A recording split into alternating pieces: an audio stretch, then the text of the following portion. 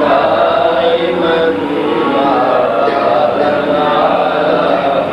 حبيبك خير الخلق كلهم هو الحبيب الذي ترجى شفاعته هو الحبيب الذي ترجى شفاعته لكل حول من الأهوال المقتحم مولاي صل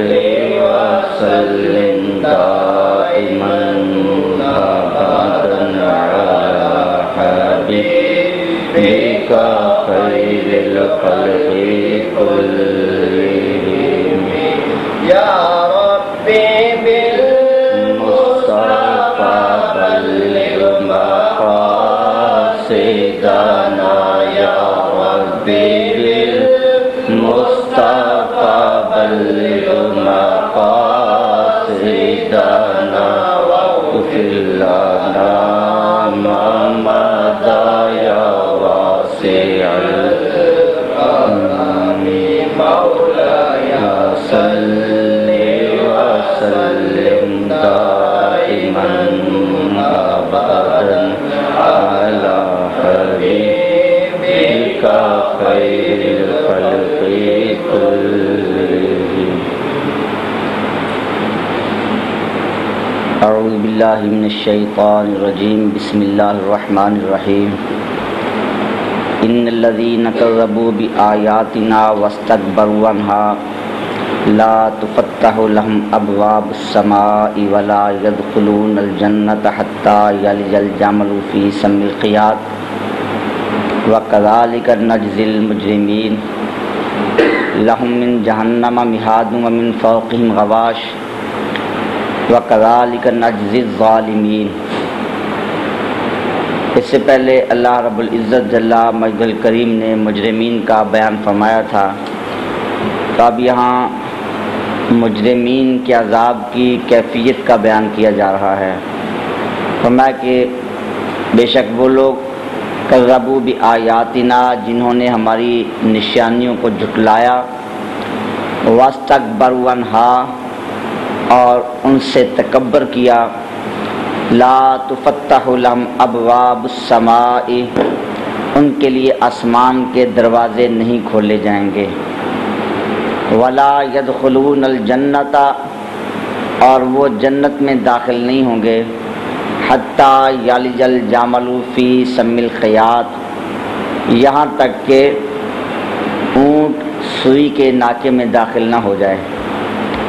وَكَذَلِكَ نَجْزِي الْمُجْرِمِينَ فرمایا کہ اسی طرح ہم مجرمین کو بدلہ دیتے ہیں. لَهُم مِّن جَهَنَّمَ مِہاد ان کے لیے جہنم کا بچھونا ہوگا، آگ کا بچھونا ہوگا، وَمِن فَوْقِهِمْ غَوَاشٍ اور ان کے لیے آگ سے ہی اوڑھنا ہوگا،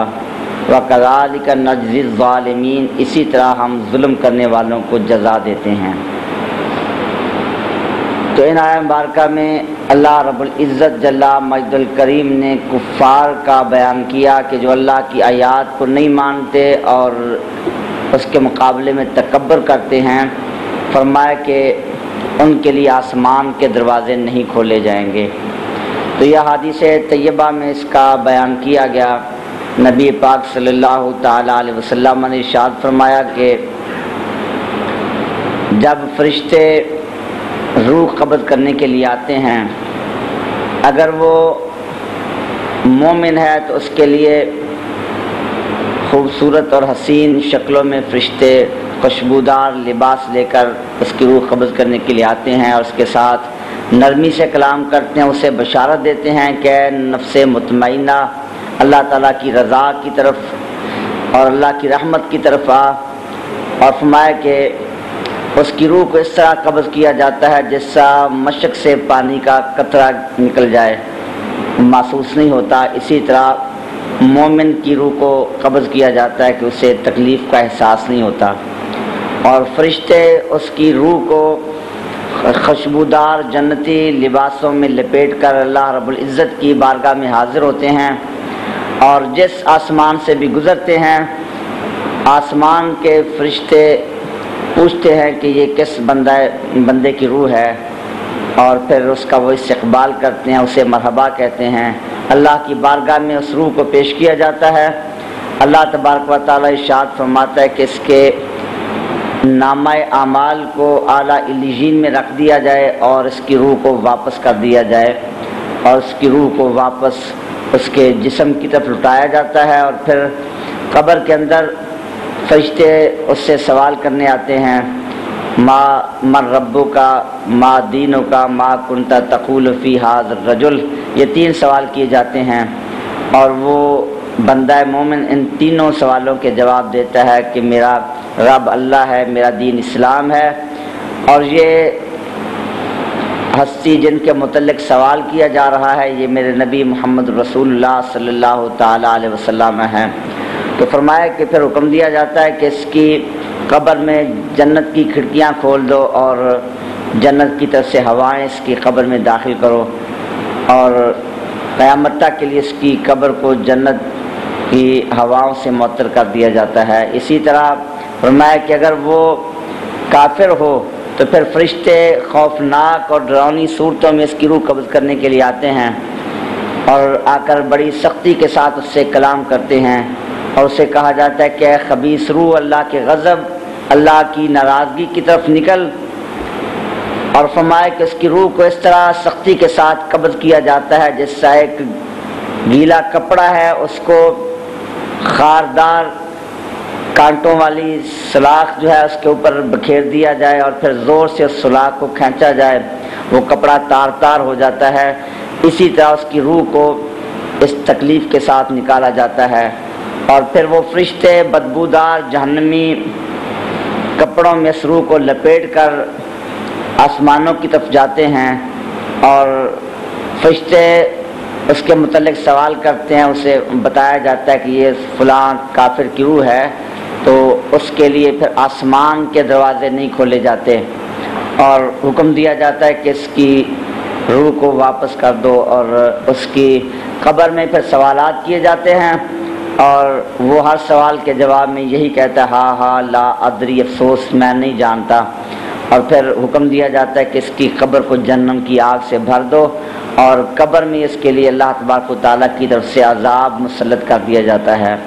تو یہ حدیث پاک بیان کر کے نبی پاک صلی اللہ تعالیٰ علیہ وسلم نے پھر اس آیت مبارکہ کی تلاوت کی، ان الذین کذبوا بآیاتنا واستکبروا عنہا لا تفتح لهم ابواب السماء۔ فرمایا کہ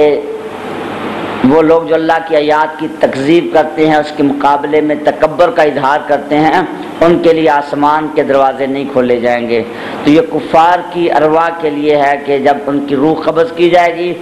اور ان کی روح کو فرشتے آسمانوں کی طرف لے کر جائیں گے تو آسمان کے دروازے ان کے لیے بند کر دیے جائیں گے۔ اور پھر کفار کی کیفیت کا اللہ نے بیان کیا، فرمایا کہ وہ جنت میں داخل نہیں ہوں گے جب تک سوئی کے ناکے میں اونٹ داخل نہ ہو جائے۔ تو یہاں اللہ رب العزت نے ان کے جنت میں دخول کو محال پر معلق کیا۔ سوئی کے ناکے میں اونٹ کا داخل ہونا یہ محال ہے، اونٹ سوئی کے ناکے میں داخل نہیں ہو سکتا۔ تو اسی طرح پھر کفار جو اللہ تبارک و تعالیٰ کی آیات کا انکار کرنے والے ہیں، ان کا بھی جہنم میں جنت میں داخل ہونا محال ہے۔ تو فرمایا کہ ان کے لیے جہنمی بچھونا ہوگا، آگ کا بچھونا اور آگ کا ہی اوڑھنا ہوگا، یعنی ان کے دائیں بائیں نیچے اوپر ہر طرف آگ ہی آگ ہوگی۔ تو اللہ تبارک و تعالیٰ کی آیات کا انکار کرنے والے جو ظالم ہیں، ظلم کا معنی یہ ہوتا ہے حد سے تجاوز کرنا، اللہ کی حدود کو پامال کرنے والے اور اللہ رب العزت کے احکام کی نافرمانی کرنے والے، ان کو یہی سزا دی جائے گی۔ اور جیسا کہ قرآن مجید کا انداز بیان ہے اور اسلوب کلام ہے کہ جہاں بھی وعید کا بیان کیا جائے ساتھ وعدے کا ذکر ہوتا ہے، اللہ کے عذاب کا ذکر کیا جائے ساتھ اللہ تعالیٰ کے انعامات کا بھی ذکر ہوتا ہے، تاکہ وعدے اور وعید دونوں طریقوں سے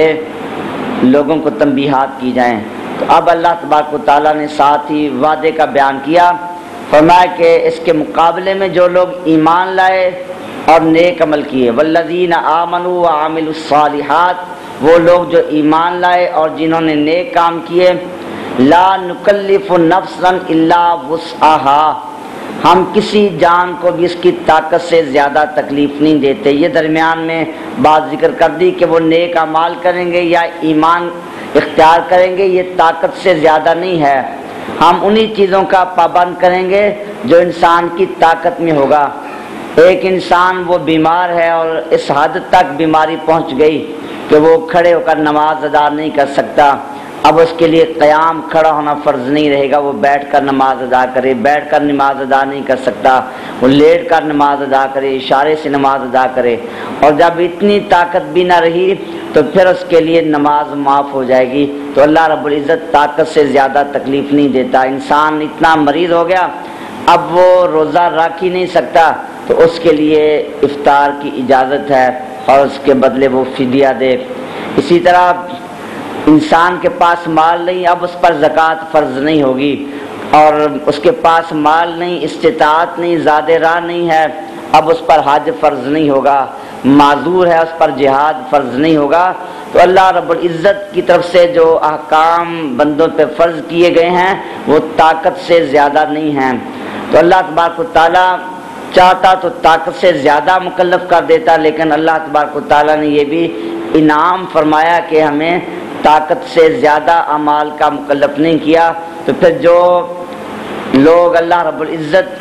کے بیان کردہ احکامات پر اپنی طاقت کے مطابق عمل کرتے ہیں تو ان کا حکم یہ ہے، اولئک اصحاب الجنۃ ہم فیہا خالدون، فرمایا کہ یہی لوگ جہنمی ہیں اور وہ اس میں ہمیشہ رہیں گے۔ وَنَزَعْنَا مَا فِي صُدُورِهِم مِّن غِلٍّ، اور ان کے سینوں میں جو کینہ ہوگا اس کو ہم کھینچ لیں گے۔ تجری من تحتہم الانہار، ان کے نیچے نہریں جاری ہوں گی۔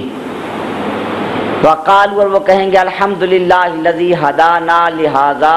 تمام تعریفیں اللہ تعالیٰ کے لیے جس نے ہمیں اس طرف رہنمائی فرمائی۔ وما کننا لنہتدی، اور ہم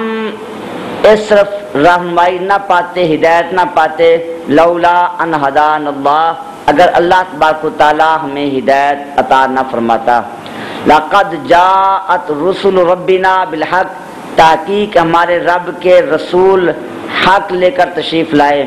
ونودو، اور ان کو آواز دی جائے گی، ان تلکم الجنت اورثتموہا بما کنتم تعملون، کہ یہی جنت ہے جس کے تم وارث بنائے گئے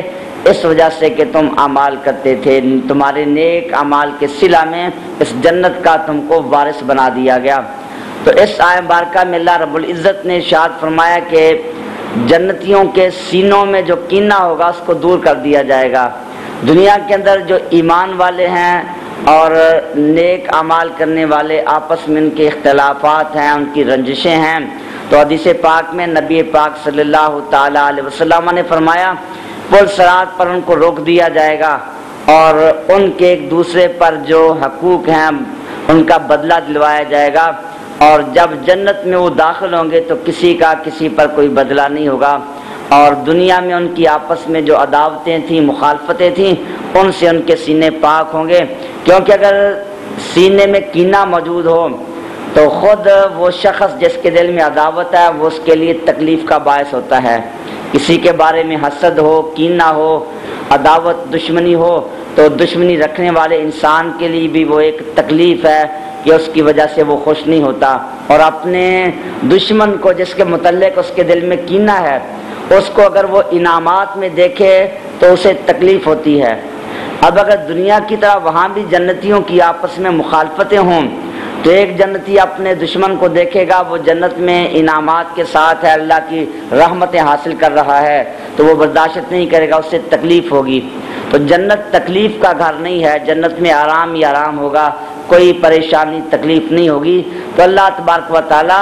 جنتیوں کے سینوں سے ان عداوتوں کو، دنیاوی رنجشوں کو دور کر دے گا، اور جب وہ جنت میں داخل ہوں گے تو ہر طرح کے کینے سے اور عداوت سے ان کے دل پاک صاف ہوں گے۔ تو پھر جنت میں اللہ کے وہ انعامات کو دیکھیں گے، اللہ کی حمد و ثنا بیان کریں گے کہ اللہ ہی کے لیے تعریفیں ہیں، اگر اللہ ہماری رہنمائی نہ فرماتا تو ہمیں یہ ہدایت حاصل نہ ہوتی۔ اور پھر فرمایا کہ ان کو آواز دی جائے گی کہ اس جنت کے تم اپنے اعمال کی وجہ سے وارث بنا دیے گئے، اعمال کے سبب سے تم کو جنت کا وارث بنا دیا گیا۔ تو جنت کا وارث کیسے بنے؟ وارث تو وہ ہوتا ہے کہ ایک چیز دوسرے کی ہے اور پھر کسی اور کو دے دی جائے۔ باپ کا مال ہے، باپ فوت ہو گیا، اب بیٹا اس کا وارث بن جاتا ہے۔ اس سے معلوم ہوتا ہے کہ جنت کسی اور کی ہوگی، پھر یہ ایمان والے اس کے وارث بن جائیں گے، تو وہاں یہ وراثت والا معنی کیسے ہوگا؟ تو حدیث پاک میں نبی پاک صلی اللہ تعالی علیہ وسلم نے ارشاد فرمایا کہ ہر شخص کے لیے ایک جنتی ٹھکانہ تیار کیا گیا ہے اور ایک اس کے لیے جہنم کا ٹھکانہ تیار کیا گیا ہے۔ اللہ کی جنت بھی بڑی وسیع ہے اور اللہ کی تیار کردہ جہنم بھی بڑی وسیع ہے، تو ہر شخص چاہے وہ مومن ہے اور چاہے وہ کافر ہے، اس کے لیے جنت میں بھی ایک ٹھکانہ تیار کیا گیا اور جہنم میں بھی ایک ٹھکانہ تیار کیا گیا، تاکہ اگر وہ نیک اعمال کرے اسے جنت کے اس ٹھکانے میں داخل کیا جائے، اور اگر وہ برے اعمال کرے تو اسے جہنم کے اندر داخل کیا جائے۔ اب جو کافر ہیں ان کے سامنے وہ جنتی ٹھکانہ پیش کیا جائے گا، انہیں بتایا جائے گا کہ اگر تم نیک اعمال کرتے، ایمان اختیار کرتے تو تمہارا یہ جنتی ٹھکانہ تھا، اس میں تمہیں داخل کیا جاتا۔ اب تم نے اللہ تعالیٰ کے حکام کی نافرمانی کی، لہذا اب تم اس کے مستحق نہیں ہو۔ تو اس طرح جنت کے انعامات کو دیکھ کر ان کی تکلیف میں اور اضافہ ہوگا، ان کی حسرت میں اور اضافہ ہوگا کہ کاش ہم بھی ایمان لاتے، اللہ رب العزت اس کے محبوب پاک صلی اللہ علیہ وسلم کے احکام کی اطاعت کرتے تو آج اس جنتی ٹھکانے کے ہم مستحق ہوتے، اور پھر اسے جہنم میں داخل کر دیا جائے گا۔ اسی طرح ایمان والے ان کو جہنمی ٹھکانہ دکھایا جائے گا کہ اگر تم اللہ رب العزت کا انکار کرتے، کفر اختیار کرتے، اطاعت نہ کرتے تو تمہارے لیے جہنم کا یہ ٹھکانہ تیار کیا گیا تھا۔ اب تم نے ایمان اختیار کیا، اعمال صالحہ کیے، اس لیے اس جنتی ٹھکانے سے تم محفوظ ہو گئے، اب تمہارے لیے جنت ہے۔ اب مومنوں کی خوشی میں اور اضافہ ہوگا کہ اللہ رب العزت کا ہم پر کتنا احسان ہے کہ ہمیں اس تکلیف سے محفوظ کر لیا۔ تب ایمان والوں کا جو جہنمی ٹھکانہ ہوگا وہ جہنمی کو دے دیا جائے گا، جہنمی کو اپنا ٹھکانہ بھی ملے گا، اور ایمان والے کا وہ جہنمی ٹھکانہ وہ بھی جہنمی کو دے دیا جائے گا، تو اس سے اس کے عذاب میں اور زیادہ اضافہ کر دیا جائے گا۔ اور کافر کا جو جنتی ٹھکانہ ہے تو وہ ایمان والے کو دیا جائے گا، ایمان والے کو اس کا اپنا ٹھکانہ بھی ملے گا اور کافر کا وہ جنتی ٹھکانہ بھی مل جائے گا۔ اس طرح وہ ایمان والے ان کے انعامات میں اور زیادہ اضافہ ہوگا۔ تو وہ جنت جو کافر کے لیے تیار کی گئی تھی اس کا وارث ایمان والے کو بنا دیا جائے گا۔ تو اللہ تعالیٰ نے اسی بات کا بیان کیا، اورثتموها بما کنتم تعملون، اپنے نیک اعمال کی وجہ سے تم اس جنت کے وارث بنا دیے گئے۔ ونادى اصحاب الجنت اصحاب النار، اب جنتی دوزخیوں کی آپس میں ملاقاتیں ہوں گی، ایک دوسرے کو دیکھیں گے۔ تو حدیث میں ہے کہ جنت کے بالا خانوں پہ وہ بیٹھیں گے اور وہاں سے جہنمیوں کا منظر دیکھیں گے۔ تو یہ بھی اللہ تبارک و تعالیٰ ان کے انعامات میں اضافے کے لیے یہ صورتحال پیدا فرمائے گا، تاکہ وہ ان کے عذاب کو دیکھیں تو ان کی خوشی میں اور زیادہ اضافہ ہو کہ اللہ نے ہمیں اس عذاب سے محفوظ فرما لیا۔ اور دوسرا، دنیا میں کافر ایمان والوں کا استہزاء کرتے تھے، مذاق اڑاتے تھے، اب ان کا بدلہ دیا جائے گا۔ اب جنتی ان کو دیکھیں گے اس کیفیت میں تو ان کے اس استہزاء کا وہاں بدلہ ہو جائے گا۔ تو اللہ تعالیٰ نے فرمایا کہ نادا اصحاب الجنت اصحاب النار، جنتی جہنمیوں کو پکاریں گے، ان قد وجدنا ما وعدنا ربنا حقا فهل وجدتم ما وعد ربكم حقا، کہ ہم نے ہمارے ساتھ ہمارے رب نے جو وعدہ فرمایا وہ ہم نے حق پایا، تو کیا تمہارے ساتھ تمہارے رب نے جو وعدہ کیا تم نے بھی وہ وعدہ سچا پایا؟ تو جنتی کہیں گے اللہ نے ہم سے وعدہ کیا تھا، یہ فرمایا تھا کہ تم ایمان اختیار کرو، اطاعت کرو، تو تمہیں جنت دی جائے گی، انعامات دیے جائیں گے، ہمارے ساتھ اللہ نے وہ وعدہ پورا فرما دیا۔ اب تم بتاؤ کہ تمہارے ساتھ جہنم کا وعدہ تھا، اللہ کے عذاب کا وعدہ تھا، کیا اللہ نے تمہارے ساتھ بھی وہ وعدہ پورا کر دیا؟ تو یہ بھی ان کے ساتھ استہزاء ہوگا کہ دنیا میں جس طرح وہ مذاق اڑاتے تھے، اب ایمان والے ان کا استہزاء کریں گے، تو اس طرح ان کی حسرت میں، ان کے عذاب میں اور زیادہ اضافہ ہوگا۔ قالو، وہ کہیں گے نام، ہاں اللہ نے ہم سے وعدہ پورا فرمایا، جس طرح ہمارے ساتھ عذاب کا وعدہ تھا وہ پورا ہو گیا۔ فَأَذَّنَ مُؤَذِّنٌ بَيْنَهُمْ، تو ان کے درمیان اعلان کرنے والا اعلان کرے گا، ندا دینے والا ندا دے گا، اللعنۃ اللہ علی الظالمین، ظالموں پر اللہ کی لعنت ہے۔ الذین یصدون عن سبیل اللہ، وہ لوگ جو اللہ کے راستے سے روکتے ہیں، ویبغون عوجا، اور اس میں ٹیڑھا پن تلاش کرنا چاہتے ہیں، وَهُمْ بِالْآخِرَةِ کافرون، اور یہی آخرت کا انکار کرنے والے ہیں۔ تو وہ ندا دینے والا یہ ندا کرے گا کہ یہ لوگ اللہ کے راستے سے روکتے تھے اور لوگوں کو راہ حق سے پھسلا دیتے تھے، اور اللہ کے ساتھ ملاقات کے دن آخرت کا انکار کرتے تھے۔ اب ان کے اس انکار کا بدلہ یہ ہے کہ ان کو یہ جہنم کے عذاب دیے گئے۔ وَبَيْنَهُمْ حِجَابٌ، اور ان کے درمیان ایک پردہ ہوگا۔ وَعَلَى الْأَعْرَافِ رِجَالٌ يَعْرِفُونَ كُلًّا بِسِيمَاهُمْ، اور اعراف پر کچھ مرد ہوں گے، وہ ان میں سے ہر ایک کو ان کی نشانیوں سے پہچانیں گے۔ تو یہ مقام اعراف کے متعلق پہلے بتایا کہ مقام اعراف جو ہے اس کے متعلق مختلف اقوال ہیں۔ ایک قول یہ ہے کہ مقام اعراف میں وہ لوگ ہوں گے کہ جن کی نیکیاں اور گناہ برابر ہوں گے، وہ مقام اعراف پر ہوں گے، اور وہ جنتیوں کو بھی دیکھیں گے، جہنمیوں کو بھی دیکھیں گے، اور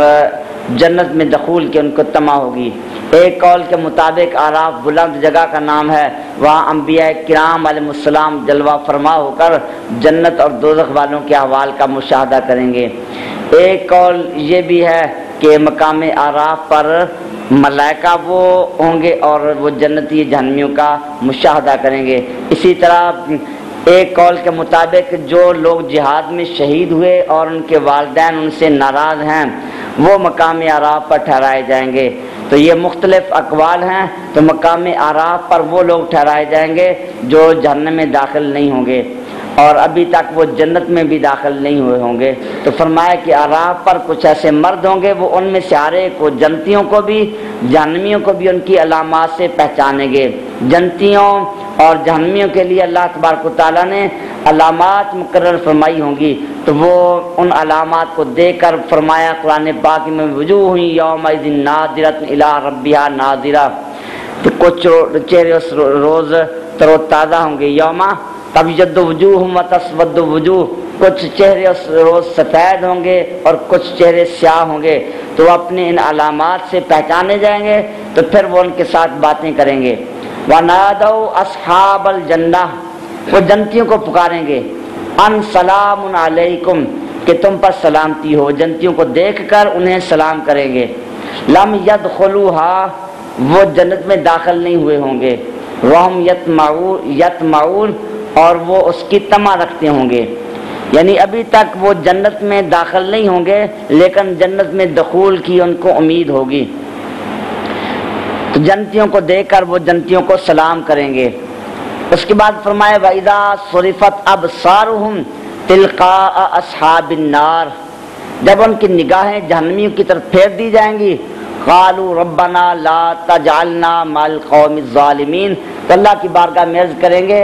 اے اللہ ہمیں ظالمین کی قوم کے ساتھ نہ کر۔ تو وہ جہنم کے عذاب کو دیکھیں گے، ان کی تکالیف کا مشاہدہ کریں گے، اللہ کی بارگاہ میں پناہ مانگے کہ اے اللہ ہمیں ان لوگوں سے بچا اور ان کے ساتھ ہمارا حشر نہ کرنا۔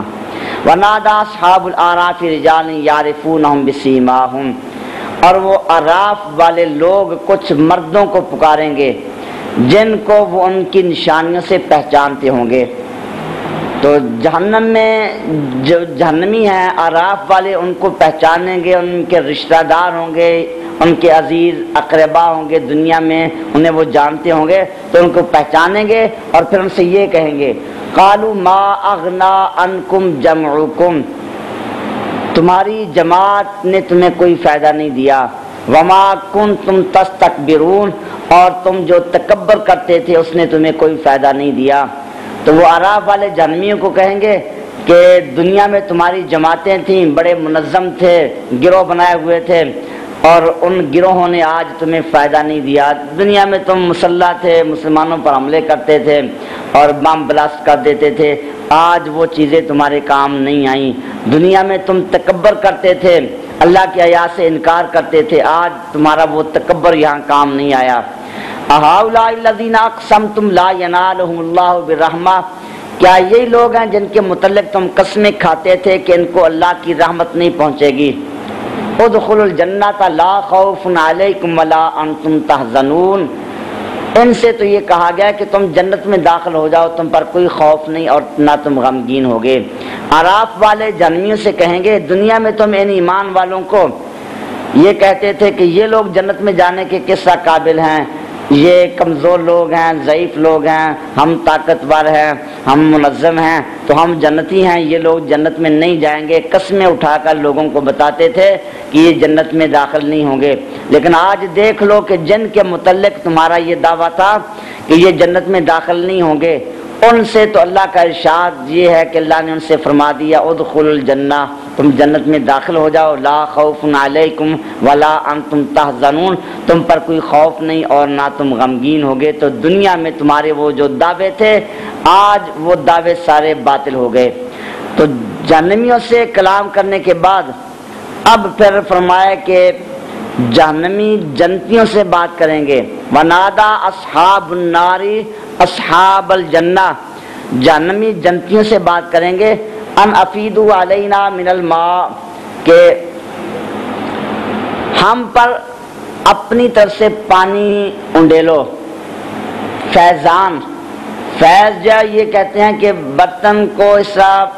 برتن پانی سے بھرا ہوا ہے اس کو انڈیل دیا جائے، اس کا پانی بالکل خالی کر دیا جائے، تو مراد ہے کہ وہ ہمیں خوب پانی دو، ہماری پیاس بجھے۔ تو جہنمی جنتیوں سے یہ کہیں گے ہم پر پانی کا فیضان کرو، پانی ہمیں دو، او مما رزقکم اللہ، یا اللہ نے تمہیں جو رزق عطا فرمایا ہمیں بھی اس میں سے کچھ حصہ دو۔ قالو، جنتی کہیں گے ان اللہ حرمہما علی الکافرین، بے شک اللہ نے یہ دونوں چیزیں کافروں پر حرام فرمائی ہیں۔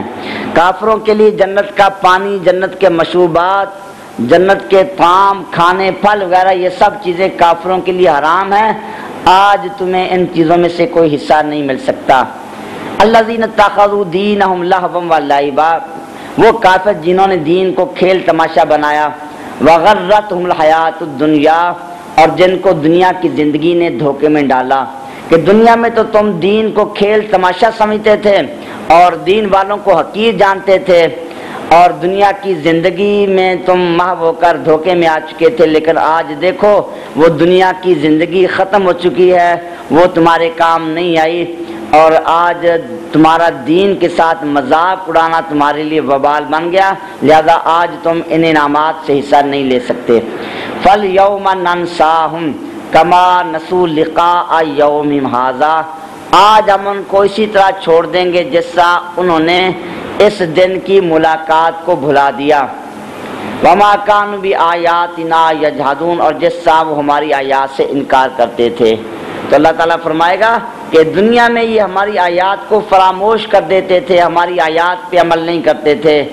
اور ہماری آیات کا انکار کرتے تھے، آج اس کا بدلہ یہ ہے کہ ہم نے ان کو چھوڑ دیا، ان کی طرف نگاہ رحمت نہیں کی۔ یا ننساہم فرمایا نسیان سے ہے،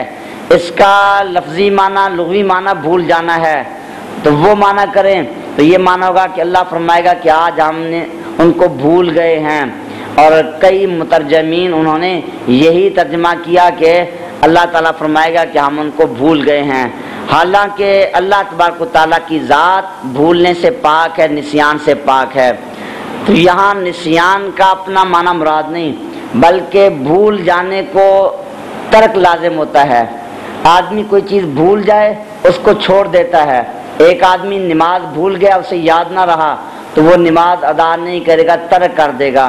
تو بھول جانے کو چھوڑ دینا لازم ہوتا ہے، بھول جانا ہے ملزوم، چھوڑ دینا لازم ہے۔ تو بعض اوقات مجازی طور پر ملزوم بول کر لازم مراد لیا جاتا ہے، تو یہاں بھی ملزوم بول کر مراد اس کا لازم ہے، یعنی اللہ فرمائے گا کہ ہم ان کو چھوڑ دیں گے، یہ نہیں کہ بھول جائیں گے، اللہ تعالیٰ کی ذات بھولنے سے پاک ہے۔ تو اعلیٰ حضرت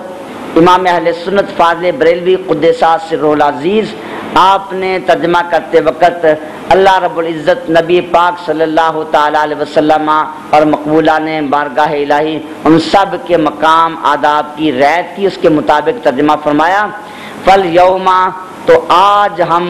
ننساہم، انہیں چھوڑ دیں گے، کما نسوا لقاء یومہم ھذا، جیسا انہوں نے اس دن کے ملنے کا خیال چھوڑا تھا۔ تو یہ آپ نے ترجمہ کیا اور اس میں اللہ رب العزت کی بارگاہ کے آداب کا لحاظ کیا۔ جس طرح قرآن پاک میں جا بجا اللہ کو رحمان رحیم فرمایا گیا۔ اب رحمت کا لغوی معنی کیا ہوتا ہے؟ رقت قلبی، دل کا نرم ہونا۔ دل اسی کا نرم ہوگا جس میں دل موجود ہے، اور دل اسی میں موجود ہوگا جس کا جسم ہے۔ جس کا جسم ہے اس کے ٹکڑے ہو سکتے ہیں، اجزاء ہوتے ہیں۔ جسم اپنے اجزاء کا محتاج ہوتا ہے، جسم پہلے نہیں ہوتا، بعد میں بنتا ہے، وہ ختم بھی ہو سکتا ہے، تو وہ حادث ہوتا ہے، قدیم نہیں ہوتا۔ اللہ کی ذات تو قدیم ہے، اللہ کی ذات جب وہ اجزاء سے پاک ہے، اللہ کی ذات محتاج ہونے سے پاک ہے۔ تو یہ ساری خرابیاں جو جسم میں پائی جاتی ہیں، اور رحمت کا معنی تو رقت قلبی ہے جس کے لیے دل اور جسم کا ہونا ضروری ہے، تو وہاں بھی رقت قلبی کا لازم مراد لیا، کیونکہ آدمی کا جب دل نرم ہو، ایک آدمی کو تکلیف میں مبتلا دیکھا تو دل نرم ہوا، اس کو لازم یہ ہے کہ اب وہ اس پر احسان کرے گا، انعام کرے گا، فضل کرے گا۔ تو پھر رقت قلبی کا لازم ہوتا ہے فضل اور احسان، تو وہاں رحمت سے فضل اور احسان مراد ہوتا ہے۔ جس طرح جہاں جہاں اللہ تبارک و تعالیٰ کی شان کے مناسب معنی نہ ہو تو وہ معنی کیے جائیں گے جو معنی اللہ تبارک و تعالیٰ کی شان کے لائق ہیں۔ اور پھر بعض علماء نے یہی لکھا کہ یہاں اس کے لازمی معنی مراد ہیں، اور بعض نے کہا کہ نہیں، یہ لفظ ہی ایسا ہے کہ یہ مشترک ہے، ایسا کہ الفاظ ان کے دونوں معنی آتے ہیں۔ مثلا رحمت کا معنی رقت قلبی بھی ہے، اور رحمت کا معنی فضل اور احسان بھی ہے۔ تو پھر یہاں اس سے فضل اور احسان مراد ہوگا، نسیان سے ترک مراد ہوگا، تو اس کا حقیقی معنی مراد ہوگا۔ لہذا پھر یہاں اس کا حقیقی معنی یہ ہوگا چھوڑ دینا یا فضل اور احسان فرمانا۔ پھر اللہ تبارک و تعالیٰ کے لیے وہی معنی مراد لیے جائیں گے جو معنی اللہ تعالیٰ کی شان کے لائق ہوں۔ وَلَقَدْ جِئْنَاهُمْ بِكِتَابٍ فَصَّلْنَاهُ عَلَىٰ عِلْمٍ هُدًى وَرَحْمَةً لِقَوْمٍ يُؤْمِنُونَ۔ اب یا اللہ رب العزت اتمام حجت فرما رہا ہے کہ یہ نہ سمجھا جائے، کوئی یہ اعتراض نہ کرے کہ ان کو اللہ نے عذاب دے دیا تو یہ تو اللہ کی شان رحمت کے خلاف ہے، شان عدل کے خلاف ہے۔ تو فرمایا کہ نہیں، ہم نے ان کو کتاب عطا فرمائی، ہم ان کے پاس کتاب لائے، اس میں ہم نے تفصیل بیان کی علم کے ساتھ، جس میں ہدایت تھی اور رحمت تھی ایمان والی قوم کے لیے، ایمان لانے والوں کے لیے۔ تو ہم نے بڑی تفصیل کے ساتھ کتاب نازل کی، ہمارے رسول تشریف لائے، انہوں نے راہ حق واضح کیا۔ اگر ان کو بتایا نہ جاتا، کتاب نازل نہ ہوتی، احکام نازل نہ ہوتے، پھر یہ اعتراض کرتے کہ ہمیں تو بتایا نہیں گیا تھا، ہم جانتے نہیں تھے، لہذا ہمیں عذاب دینا یہ ظلم ہے، عدل نہیں۔ اب ہم نے ان کو پہلے ہی بتا دیا تھا، ساری تفصیل بیان کر دی تھی کہ یہ راہیں ہیں، ہدیناہ النجدین، دونوں راہیں ہم نے ان کے سامنے کھول کر رکھ دی تھی، یہ حق کی شاہراہ ہے اور یہ گمراہی والا راستہ ہے، اس پر چلو گے اللہ کے انعامات ملیں گے، اور اس راستے پر چلو گے تو آگے اللہ کا عذاب ہے۔ اب اس سے اللہ کی ذات پر، اللہ کی شان عدل پر کوئی اعتراض نہیں ہو سکتا۔ ایک آدمی کو بتا دیا جائے کہ اس راستے پر چلو گے، آگے انعامات ہیں، آگے راحت ہی راحت ہے، اور یہاں آگے جاؤ گے آگ کا گڑھا ہے، تو وہ آدمی وہ آگ کے گڑھے والے راستے پر چلا جائے، آگ میں جا کر چھلانگ مار دے، تو پھر بتانے والے کا قصور نہیں ہے، بتانے والے نے اس کو دونوں راستے بتا دیے، اس نے اپنے اختیار سے وہ راستہ اختیار کیا، تو یہ اللہ نے ان پر یہ اتمام حجت فرمائی۔ فرمایا هل ينظرون الا تأویلا، وہ کیا اللہ کے عذاب کا انتظار کر رہے ہیں اس کتاب کے کہے ہوئے کی تعویل کا انجام کا انتظار کر رہے ہیں کہ ہم نے جو حکم بیان کیا اس کا انجام ظاہر ہوگا، پھر دیکھیں گے، تو اس انجام کے وہ منتظر ہیں، اس لیے ایمان نہیں لا رہے۔ تو فرمایا یوم یأتی تأویلہ، جس روز یہ انجام ان کے پاس آئے گا، کتاب اللہ میں جو ہم نے بیان کیا ان کے انجام، یہ انجام جس دن سامنے آ گئے، یقول الذین نسوہ من قبل، تو اس دن جو لوگ اس کو پہلے بھلائے بیٹھے تھے وہ یہ کہیں گے قد جاءت رسل ربنا بالحق، تحقیق ہمارے رب کے رسول ہمارے پاس حق لے کر تشریف لائے تھے۔ فرمایا کہ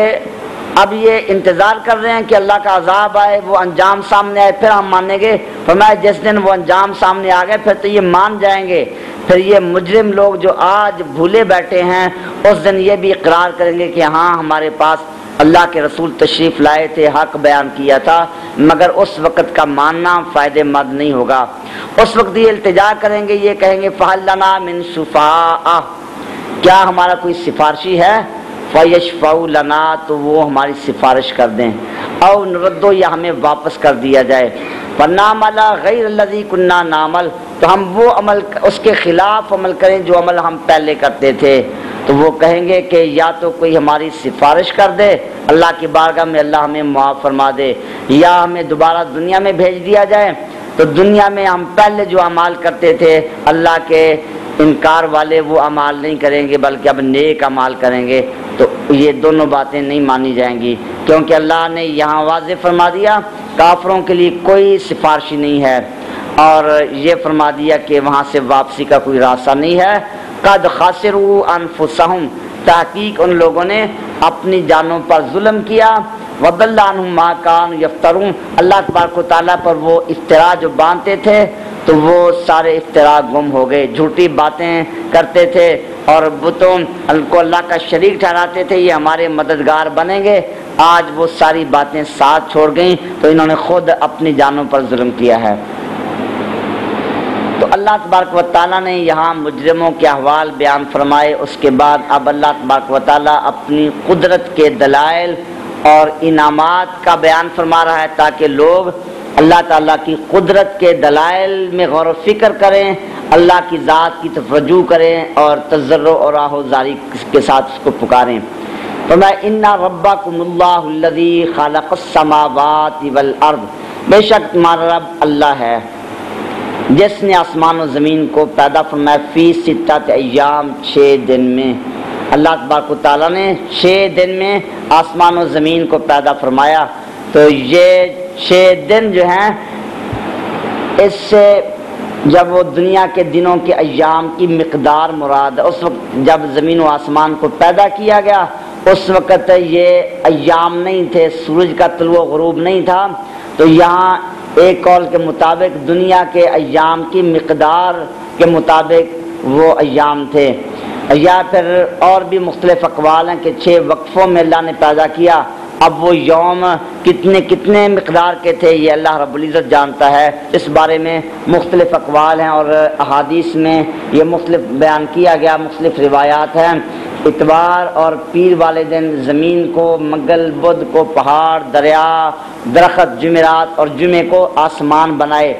اور یہ 6 دن تھے۔ ان دنوں میں اللہ تبارک و تعالیٰ نے جب وہ ان زمین و آسمان کو، ان چیزوں کو بنایا، اور ہفتے کے دن کوئی چیز نہیں بنائے گی، تو یہودی ہفتے کے دن چھٹی کے قائل تھے، وہ یہ کہتے تھے کہ ہفتے کے دن اللہ تبارک و تعالیٰ نے آرام کیا، اللہ تعالیٰ فارغ تھا تو ہم بھی اس دن جب وہ آرام کریں گے، تو وہ ہفتے کا دن چھٹی مناتے تھے۔ تو یہ 6 دن جو ہیں، ان 6 دنوں میں اللہ تبارک و تعالیٰ نے یہ زمین و آسمان پیدا فرمائے۔ تو نبی پاک صلی اللہ تعالیٰ علیہ وسلم آپ نے یہودیوں کی یہ باتیں سنی اور آپ نے اس پر ناراضگی کا اظہار فرمایا، اور پھر نبی پاک صلی اللہ تعالیٰ علیہ وسلم آپ نے یہ آیا مبارکہ تلاوت کی، وَلَقَدْ خَلَقْنَا السَّمَاوَاتِ وَالْأَرْضَ وَمَا بَيْنَهُمَا فِي 6 أَيَّامٍ وَمَا مَسَّنَا مِن لُغُوبٍ۔ فرمایا کہ اللہ کا ارشاد ہے کہ ہم نے زمین و آسمان کو 6 دن میں پیدا فرمایا، وما مسنا من لغوب، ہمیں کوئی تھکاوٹ نہیں ہوئی۔ اللہ تعالیٰ آرام سے پاک ہے، یہ نہیں کہ اللہ تھک گیا، 6 دن میں زمین و آسمان بنائے اور پھر اللہ کو تھکاوٹ ہوگی، ہفتے کے دن آرام کیا، تو یہودی اس طرح کی باتیں کرتے ہیں، یہ خرافات ہیں، یہ ان کی خود ساختہ باتیں ہیں، یہ اللہ کی حکمتیں ہیں۔ اللہ نے اپنی حکمتوں کے مطابق تدریجاً یہ تخلیق فرمائی۔ اللہ تعالیٰ چاہتا تو یہ وقفہ بھی نہ ہوتا، اللہ تعالیٰ بغیر وقفے کے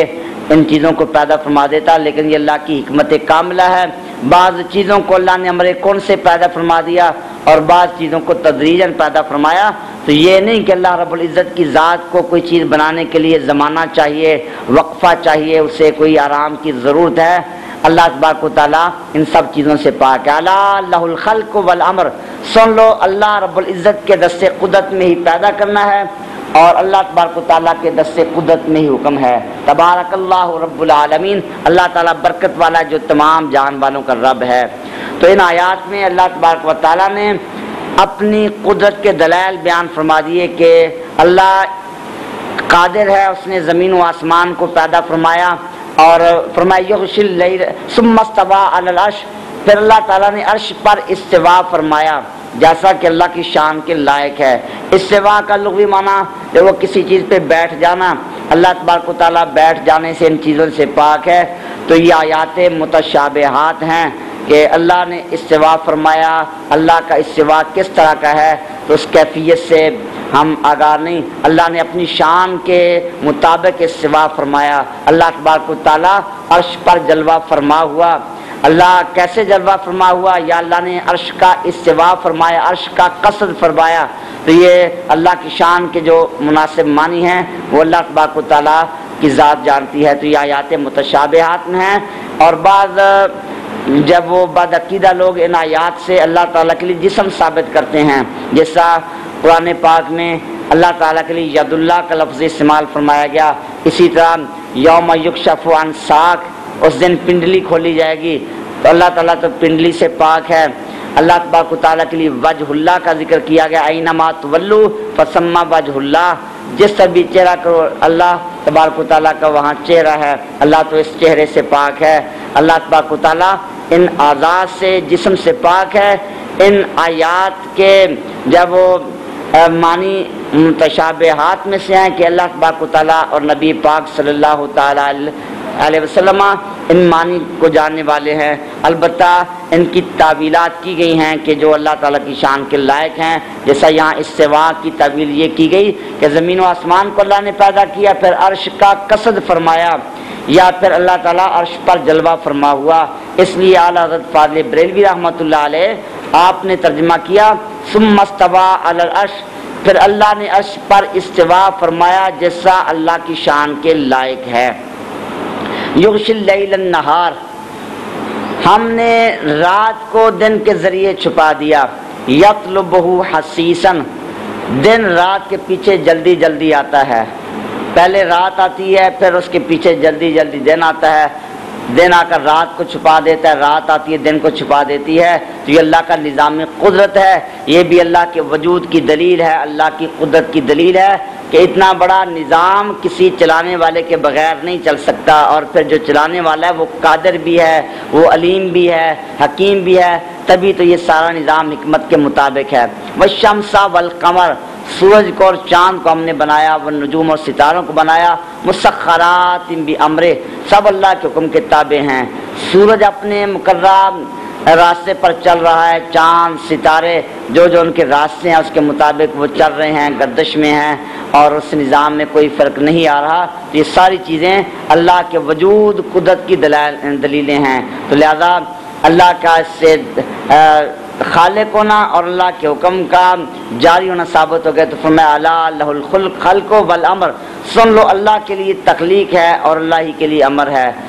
خالق بھی اللہ ہی ہے اور امر بھی اللہ ہی کا جاری ہے۔ اللہ رب العالمین وہ برکت والا ہے۔ جب یہ دلائل بیان فرما دیے، اب حکم دیا کہ جو ذات اتنی قادر ہے، علم والی ہے، حکمت والی ہے، تو اس کی بارگاہ کی طرف رجوع کرنا چاہیے، اسی کو پکارنا چاہیے۔ اس لیے حکم دیا ادعوا ربکم تضرعا وخفیہ، تم اپنے رب کو پکارو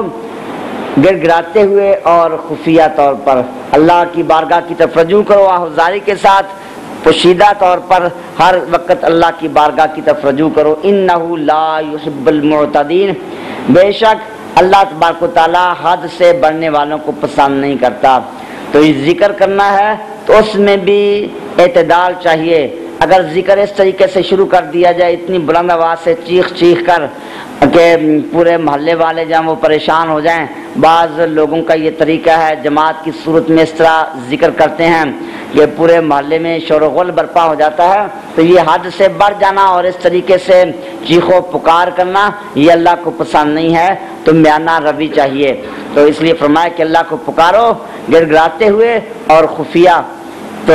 جب وہ اللہ رب العزت کے لیے کا ذکر کرنا، اس کے لیے خفیہ ذکر کی فضیلتیں بھی آئیں، ذکر بالجہر کی بھی، لیکن اس میں اعتدال اور میانہ روی ضروری ہے. اگر ذکر بالجہر کرنا ہے تو ذکر بالجہر میں بھی اعتدال ہے. یہ نہیں کہ اس انداز سے ذکر بالجہر کیا جائے کہ وہ چیخ و پکار شروع ہو جائے اور اس میں ریاکاری کی جائے. تو اعتدال کے ساتھ میانہ روی کے ساتھ ہر کام اللہ کو پسند ہے. وَلَا تُفْسِدُوا فِي الْأَرْضِ بَعْدَ إِصْلَاحِهَا، فرمایا کہ اصلاح کے بعد تم زمین میں فساد نہ پھیلاؤ. اللہ نے اصلاح کی، انبیاء کرام علیہ السلام کو مبعوث فرمایا، انہوں نے راہ حق واضح کی اور لوگوں کو اللہ کی بارگاہ کی طرف جھکایا. اب اللہ نے اصلاح فرما دی ہے، اس اصلاح کے بعد تم فساد نہ پھیلاؤ. پھر تم کفر کی دعوت دو، بت پرستی کرو، اللہ کے احکام کی نافرمانی کرو، تو یہ طریقہ اختیار نہ کرو، بلکہ اللہ تعالیٰ کوئی پکارو اس کا خوف رکھتے ہوئے اور اس کی امید رکھتے ہوئے. یعنی خوف اور طمع دونوں کا ذکر کیا، جیسا کہ پہلے بھی بیان کیا کہ ایمان خوف و رجا کی درمیانی کیفیت کا نام ہے. یہ خوف اتنا رکھنا کہ ہم جنت میں جائیں گے نہیں اور ہم بس جہنم کے مستحق ہیں، یہ بھی ایمان نہیں ہے. اور پھر اس حد تک امید رکھنا کہ ہم تو جہنم میں نہیں جائیں گے، بس ہم سیدھے جنتی ہیں، تو یہ بھی ایمان کے منافی ہے. ایمان خوف اور رجا کی درمیانی کیفیت کا نام ہے. جیسا کہ آپ کو پہلے بیان کیا تھا، حضرت سیدنا عمر فاروق رضی اللہ تعالی عنہ کا یہ قول ہے. آپ نے فرمایا کہ اگر سارے لوگ جہنمی ہوں، مجھے پتا چلے کہ ایک جنتی ہے، میں امید رکھوں گا کہ شاید میں وہی جنتی ہوں. اور اگر یہ پتا چلے کہ سارے جنتی ہیں، ایک جہنمی ہے، مجھے خوف ہوگا کہ شاید وہ جہنمی میں ہی ہوں. تو ہر وقت اللہ رب العزت کا دل میں خوف رکھنا چاہیے، اللہ تعالیٰ کے انعامات کی امید رکھنی چاہیے. نبی پاک صلی اللہ تعالی علیہ وسلم، آپ کی ذات کے متعلق کوئی شک و شبہ نہیں، آپ یقیناً جنتی ہیں، کیونکہ قرآن مجید میں آپ کے مقام کا بیان کیا گیا. عسیٰ ان یبعثک ربک مقام محمودا، فرمایا وللآخرۃ خیر لک من الاولی ولسوف یعطیک ربک فترضی لیغفر لک اللہ ما تقدم من ذنبک وما تاخر. تو قرآن پاک میں جا بجا اللہ تبارک و تعالیٰ نے اس بات کو بیان کیا. تو اب جو شخص نبی پاک صلی اللہ تعالی علیہ وسلم آپ کو جنتی نہ مانے، وہ تو دائرہ ایمان سے خارج ہے. اور نبی پاک صلی اللہ تعالی علیہ وسلم آپ تو سب سے زیادہ ایمان والے ہیں، لہذا نبی پاک صلی اللہ تعالی علیہ وسلم کو اپنے جنتی ہونے میں کوئی شبہ نہیں ہے. اور اللہ نے آپ سے جو وعدے فرمائے ان کا آپ کو یقین کامل ہے. لیکن اس کے باوجود نبی پاک علیہ السلام نے فرمایا، بخاری و مسلم کی متفق علیہ روایات میں مختلف الفاظ ہیں، فرمایا انا اعلمکم واتقاکم باللہ، اللہ کا علم بھی مجھے تم میں سب سے زیادہ ہے اور اللہ کا خوف بھی مجھے تم میں سب سے زیادہ ہے. حضرت عمر فاروق رضی اللہ عنہ لیں، حضرت صدیق اکبر رضی اللہ عنہ یا دیگر خلفاء راشدین ہیں، عشرہ مبشرہ ہیں، ان صحابہ کرام علیہ الرضوان کو بھی اپنے جنتی ہونے کا یقین ہے، کیونکہ نبی کریم علیہ السلام نے ان کو خوشخبری دی. آپ کی بشارت سن کر ہم مانتے ہیں کہ وہ جنتی ہیں جن کو براہ راست خوشخبری دی گئی. اللہ کا حکم ہے ما آتاکم الرسول فخذوہ وما نہاکم عنہ فانتہوا، رسول پاک جو کچھ عطا فرمائیں اسے مضبوطی سے پکڑ لو. تو اگر وہ اپنے جنتی ہونے کو نہ مانے تو نبی پاک علیہ السلام کے حکم سے انکار ہوگا. ان کو اپنے جنتی ہونے کا یقین کامل ہے. حدیث میں ان کے جنتی ہونے کا بار بار بیان کیا گیا. جیسا نبی کریم علیہ السلام بہت پہاڑ پر جلوہ فرما تھے تو پہاڑ حرکت میں آ گیا. آپ نے فرمایا اسکن فإنما علیک نبی و صدیق و شہیدان، کہ اے پہاڑ ٹھہر جا، تو تجھ پر ایک نبی ہے، ایک صدیق ہے اور 2 شہید ہیں، تو صدیق اور شہید ہونا یہ جنتی ہونے کا بیان اور واضح الفاظ میں آپ نے جنتی ہونے کی بشارتیں دی، تو ان کو اپنے جنتی ہونے کا یقین کامل تھا، لیکن اس کے باوجود صحابہ کرام علیہم الرضوان ان کے دلوں میں اللہ رب العزت کا خوف بہت زیادہ تھا، اور اللہ کی بارگاہ میں واہ زاری کرتے اور بار بار گناہوں کی مغفرت طلب کرتے۔ تو لہذا ایمان اسی چیز کا نام ہے کہ انسان خوف اور امید کی درمیانی کیفیت رکھے۔ ہم تو صحابہ کرام کے مرتبے مقام کو نہیں پہنچ سکتے، اور صحابہ کرام کی جو اتنی بلند شان تھی، جن کے جنتی ہونے کا ان کو یقین کامل تھا، محبوب پاک السلام کی زبان پاک سے سن کر وہ اللہ کا خوف رکھتے ہیں، تو ہمیں تو یہ یقین نہیں ہے۔ اللہ رب العزت ہمیں محفوظ فرمائے ایمان پر خاتمہ ہو۔ کوئی شخص یہ یقین سے نہیں کہہ سکتا کہ ایمان پر میرا خاتمہ ہوگا یا نہیں، تو پھر ہم تو زیادہ حقدار ہیں کہ اللہ کا خوف رکھیں، جس سے حضرت سیدنا علی المرتضیٰ رضی اللہ تعالیٰ عنہ آپ نے فرمایا کہ مجھے اس شخص پر تعجب آتا ہے جسے ابھی پتہ ہی نہیں کہ میں جنتی ہوں یا جہنمی، پھر وہ مسکراتا ہے، ہنستا ہے۔ تو وہ لوگ تو اللہ رب العزت کے خوف میں اس قدر غرق تھے کہ وہ ہنسنا گوارا نہیں کرتے تھے، اور اللہ رب العزت کے کا خوف ان پہ طاری ہوتا تھا۔ نماز میں آتے تو نماز شروع کرتے وقت ان پہ اللہ کے خوف والی حالت طاری ہو جاتی ہے۔ حضرت امام زین العابدین رضی اللہ تعالیٰ عنہ کے متعلق آپ نماز کے لیے کھڑے ہوتے، آپ کا رنگ زرد پڑ جاتا، جسم پر کپ کپی طاری ہو جاتی، تو ان اللہ والوں کا یہ مقام تھا، اور اسی خوف الہی اور اس خلوص اور للہیت کی وجہ سے ان کو اللہ نے یہ مقام اور مرتبہ عطا فرمایا۔ تو اس آیت میں اللہ نے دونوں چیزوں کا ذکر کیا، خوف کا بھی اور طمع کا بھی، تو یہ بتا دیا کہ ایمان ان دونوں چیزوں کی درمیانی کیفیت کا نام ہے۔ اِنَّ رحمت اللہ قریب من المحسنین، بے شک اللہ تبارک و تعالیٰ کی رحمت نیک لوگوں کے قریب ہے۔ وَهُوَ الَّذِي يُرْسِلُ الرِّيَاحَ، یہ بھی اللہ رب العزت اپنی قدرت پہ دلیل پیش کر رہا ہے، اور کفار حشر کے منکر تھے، وہ کہتے تھے کہ جب ایک آدمی مر گیا، مٹی میں مل گیا، قبر میں چلا گیا، اب دوبارہ وہ کیسے زندہ ہوگا، یہ نہیں ہو سکتا۔ تو اس پر اللہ نے دلیل پیش کی، مَا هُوَ الَّذِي يُرْسِلُ الرِّيَاحَ بُشْرًا بَيْنَ يَدَيْ رَحْمَتِهِ، وہ اللہ وہی ہے جو ہواؤں کو بھیجتا ہے اپنے بعد آنے والی رحمت کی خوشخبری بنا کر۔ وہ ہوائیں آتی ہیں اور ان سے پتہ چلتا ہے کہ اب اللہ کی رحمت کی بارش ہوگی، ہواؤں کو دے کر اندازہ ہو جاتا ہے کہ اب یہ ایسی ہوا ہے، بادل لے آئے گی اور بارش برسے گی۔ حتیٰ اذا اقلت سحابا ثقالا سقناہ لبلد میت، حتیٰ کہ جب وہ ہوائیں بوجھل بادلوں کو اٹھا کر لاتی ہیں، جن بادلوں میں پانی اور بارش ہوتی ہے، سقناہ لبلد میت، تو ہم ان بادلوں کو مردہ شہروں کی طرف بھیج دیتے ہیں۔ فَأَنزَلْنَا بِالْمَاءِ، تو اس سے ہم نے پانی اتارا، فَأَخْرَجْنَا بِهِ مِنْ كُلِّ الثَّمَرَاتِ، اور پھر اس کے ساتھ ہم نے ہر طرح کے پھلوں کو نکالا۔ كَذَلِكَ نُخْرِجُ الْمَوْتَىٰ لَعَلَّكُمْ تَذَكَّرُونَ، اسی طرح ہم مردوں کو زندہ کریں گے تاکہ تم نصیحت حاصل کرو۔ تو اللہ نے فرمایا کہ وہ اللہ کی ذات ہی ہے، ایک تو اللہ کا تم پر یہ انعام ہے، بارشیں برسائیں، تمہارے لیے پھل پیدا ہوئے، کھیتیاں پیدا ہوئیں، یہ اللہ کا انعام ہے، انعام کا شکریہ ادا کرنا چاہیے۔ دوسرا، اس سے اللہ کی قدرت معلوم ہوئی کہ وہ اللہ قادر ہے، ہواؤں کو بھیجتا ہے اور بادلوں کو چلاتا ہے، بادلوں سے بارش برساتا ہے، پھر اس بارش کے ذریعے وہ اللہ تعالیٰ زمین سے سبزہ اگاتا ہے، پھل اگاتا ہے، تو یہ اللہ کی قدرت ہے۔ اور اس سے پھر اللہ نے کفار کے اس نظریے کا رد کر دیا جو کہتے تھے کہ مردہ کیسے زندہ ہوں گے۔ اللہ نے فرمایا کہ جو اللہ ہوائیں بھیج کر مردہ زمینوں کو زندہ کر دیتا ہے، مردہ زمینوں سے سبزیاں اگتی ہیں، پھل پیدا ہوتے ہیں، تو جو اللہ ان مردہ زمینوں سے یہ چیزیں پیدا کر سکتا ہے، تو موت کے بعد اللہ انسانوں کو بھی دوبارہ زندہ کر سکتا ہے، تو یہ اللہ کی قدرت سے بعید نہیں ہے۔ اس طریقے سے اللہ نے حشر اجساد پر یہ دلیل قائم فرمائی۔ والبلد الطیب یخرج نباتہ باذن ربہ والذی خبث لا یخرج الا ناکدا، اور جو پاکیزہ زمین ہے اس سے اللہ کے اذن سے سبزہ اگتا ہے، اور جو بنجر زمین ہے لا نخرج الا ناکدا، اس سے بہت کم جب بوٹیاں نکلتی ہیں۔ اسی طرح ہم آیات کو بدل بدل کر بیان کرتے ہیں، اس قوم کے لیے جو شکر کرنے والے ہیں۔ تو اس آیت مبارکہ میں اللہ رب العزت جل مجد الکریم نے فرمایا کہ زمینیں دو طرح کی ہیں، ایک بنجر زمینیں ہیں اور ایک زرخیز زمینیں ہیں۔ بارش برسی ہے تو بارش کا کام تو فیضان دینا ہے، تو بارش اپنا فیضان پہنچاتی ہے، لیکن آگے زمین کی صلاحیت ہے جو بنجر زمین ہے اس سے بہت کم چیزیں نکلتی ہیں، اس سے پیداوار حاصل نہیں ہوتی۔ لیکن جو زرخیز زمین ہے، زرخیز زمین سے سبزیاں اگتی ہیں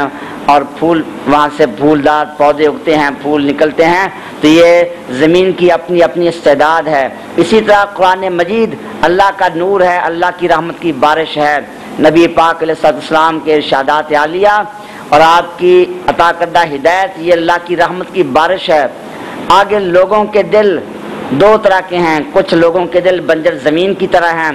اور کچھ لوگوں کے دل زرخیز زمین کی طرح ہیں۔ جن کے دل زرخیز زمین کی طرح ہیں ان پہ یہ بارش اثر کرتی ہے اور وہاں ایمان اور ہدایت کے باغ اور پھول پیدا ہوتے ہیں، اور جن کی زمین بنجر ہے وہ اس سے محروم رہ جاتے ہیں۔ اس سے یہ ثابت نہیں ہوتا کہ قرآن کے فیضان میں کمی ہے، نبی پاک علیہ السلام کی تعلیم میں اور تبلیغ میں کمی ہے۔ آپ کی تعلیم، تبلیغ، آپ کا فیضان، قرآن کا فیضان وہ کامل ہے، لیکن ان لوگوں کے دلوں میں استعداد نہیں ہے، وہ راہ حق کو قبول نہیں کر سکتے۔ حضرت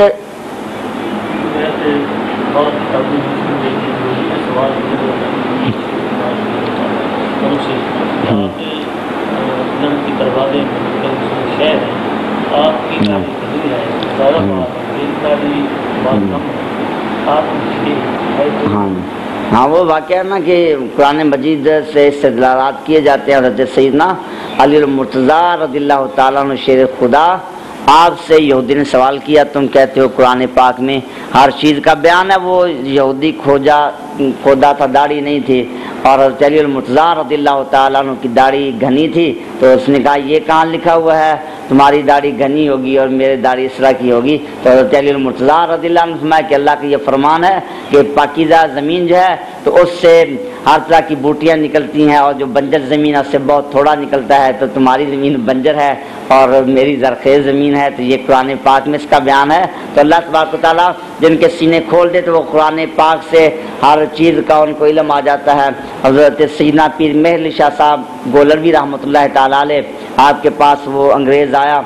عیسائیت نے سوال کیا کہ تم کہتے ہو قرآن پاک میں ہر چیز کا بیان ہے، امام حسین رضی اللہ تعالیٰ عنہ کی شہادت اتنا بڑا عظیم ثانیہ ہے تو اس کا تو قرآن پاک میں کوئی ذکر نہیں ہے۔ تو آپ نے حضرت امام حسین رضی اللہ تعالیٰ عنہ، آپ کی عمر، تاریخ شہادت وغیرہ ان چیزوں کو فرمایا کہ جمع کرو، تو جمع کیا گیا، وہ 786 بنے۔ تو فرمایا کہ یہ آپ کی شہادت کی تاریخ، عمر، پیدائش وغیرہ یہ ساری چیزیں تو بسم اللہ کے اعداد میں اللہ نے بیان کر دیا، ابھی بسم اللہ تک پہنچے ہو، آگے چلو تو کیا کیا تفصیل ملے گی۔ تو یہ اللہ تبارک و تعالیٰ جن پہ علوم کا القاء فرماتا ہے تو ان کو یہ قرآن پاک سے ہر چیز کا علم آ جاتا ہے۔ حضرت عبداللہ ابن عباس رضی اللہ تعالیٰ عنہما کا قول کئی بار آپ کے سامنے بیان کیا کہ آپ نے فرمایا لو دالی اقال و بعیر لوجدتہ فی کتاب اللہ، اگر میرے اونٹ کی رسی بھی گم ہو جائے تو میں اللہ کے کلام سے تلاش کر سکتا ہوں۔ تو نبی پاک صلی اللہ علیہ وسلم کی امت کے اولیاء کاملین اور باب مدینۃ العلم حضرت سیدنا علی المرتضیٰ رضی اللہ تعالیٰ عنہ اور نبی پاک صلی اللہ علیہ وسلم کی دعا سے فیض یاب ہونے والے حضرت عبداللہ ابن عباس رضی اللہ عنہما، جن کے متعلق آپ نے دعا فرمائی اللہم علمہ الکتاب، ان کے علم کا عالم یہ ہے کہ قرآن پاک سے ان کو ان چیزوں کے علوم حاصل ہو جاتے ہیں۔ تو نبی پاک صلی اللہ علیہ وسلم کے متعلق تو اللہ کا خود ارشاد ہے نزلنا علیک الکتاب تبیانا لکل شیء، اے محبوب صلی اللہ علیہ وسلم ہم نے آپ پر قرآن کو ہر چیز کا روشن بیان بنا کر نازل فرمایا، تو پھر آپ پر قرآن نازل ہو اور آپ کو یہ علوم حاصل نہ ہو، یہ کیسے ہو سکتا ہے؟ یہ ان لوگوں کی کم فہمی ہے اور ایمان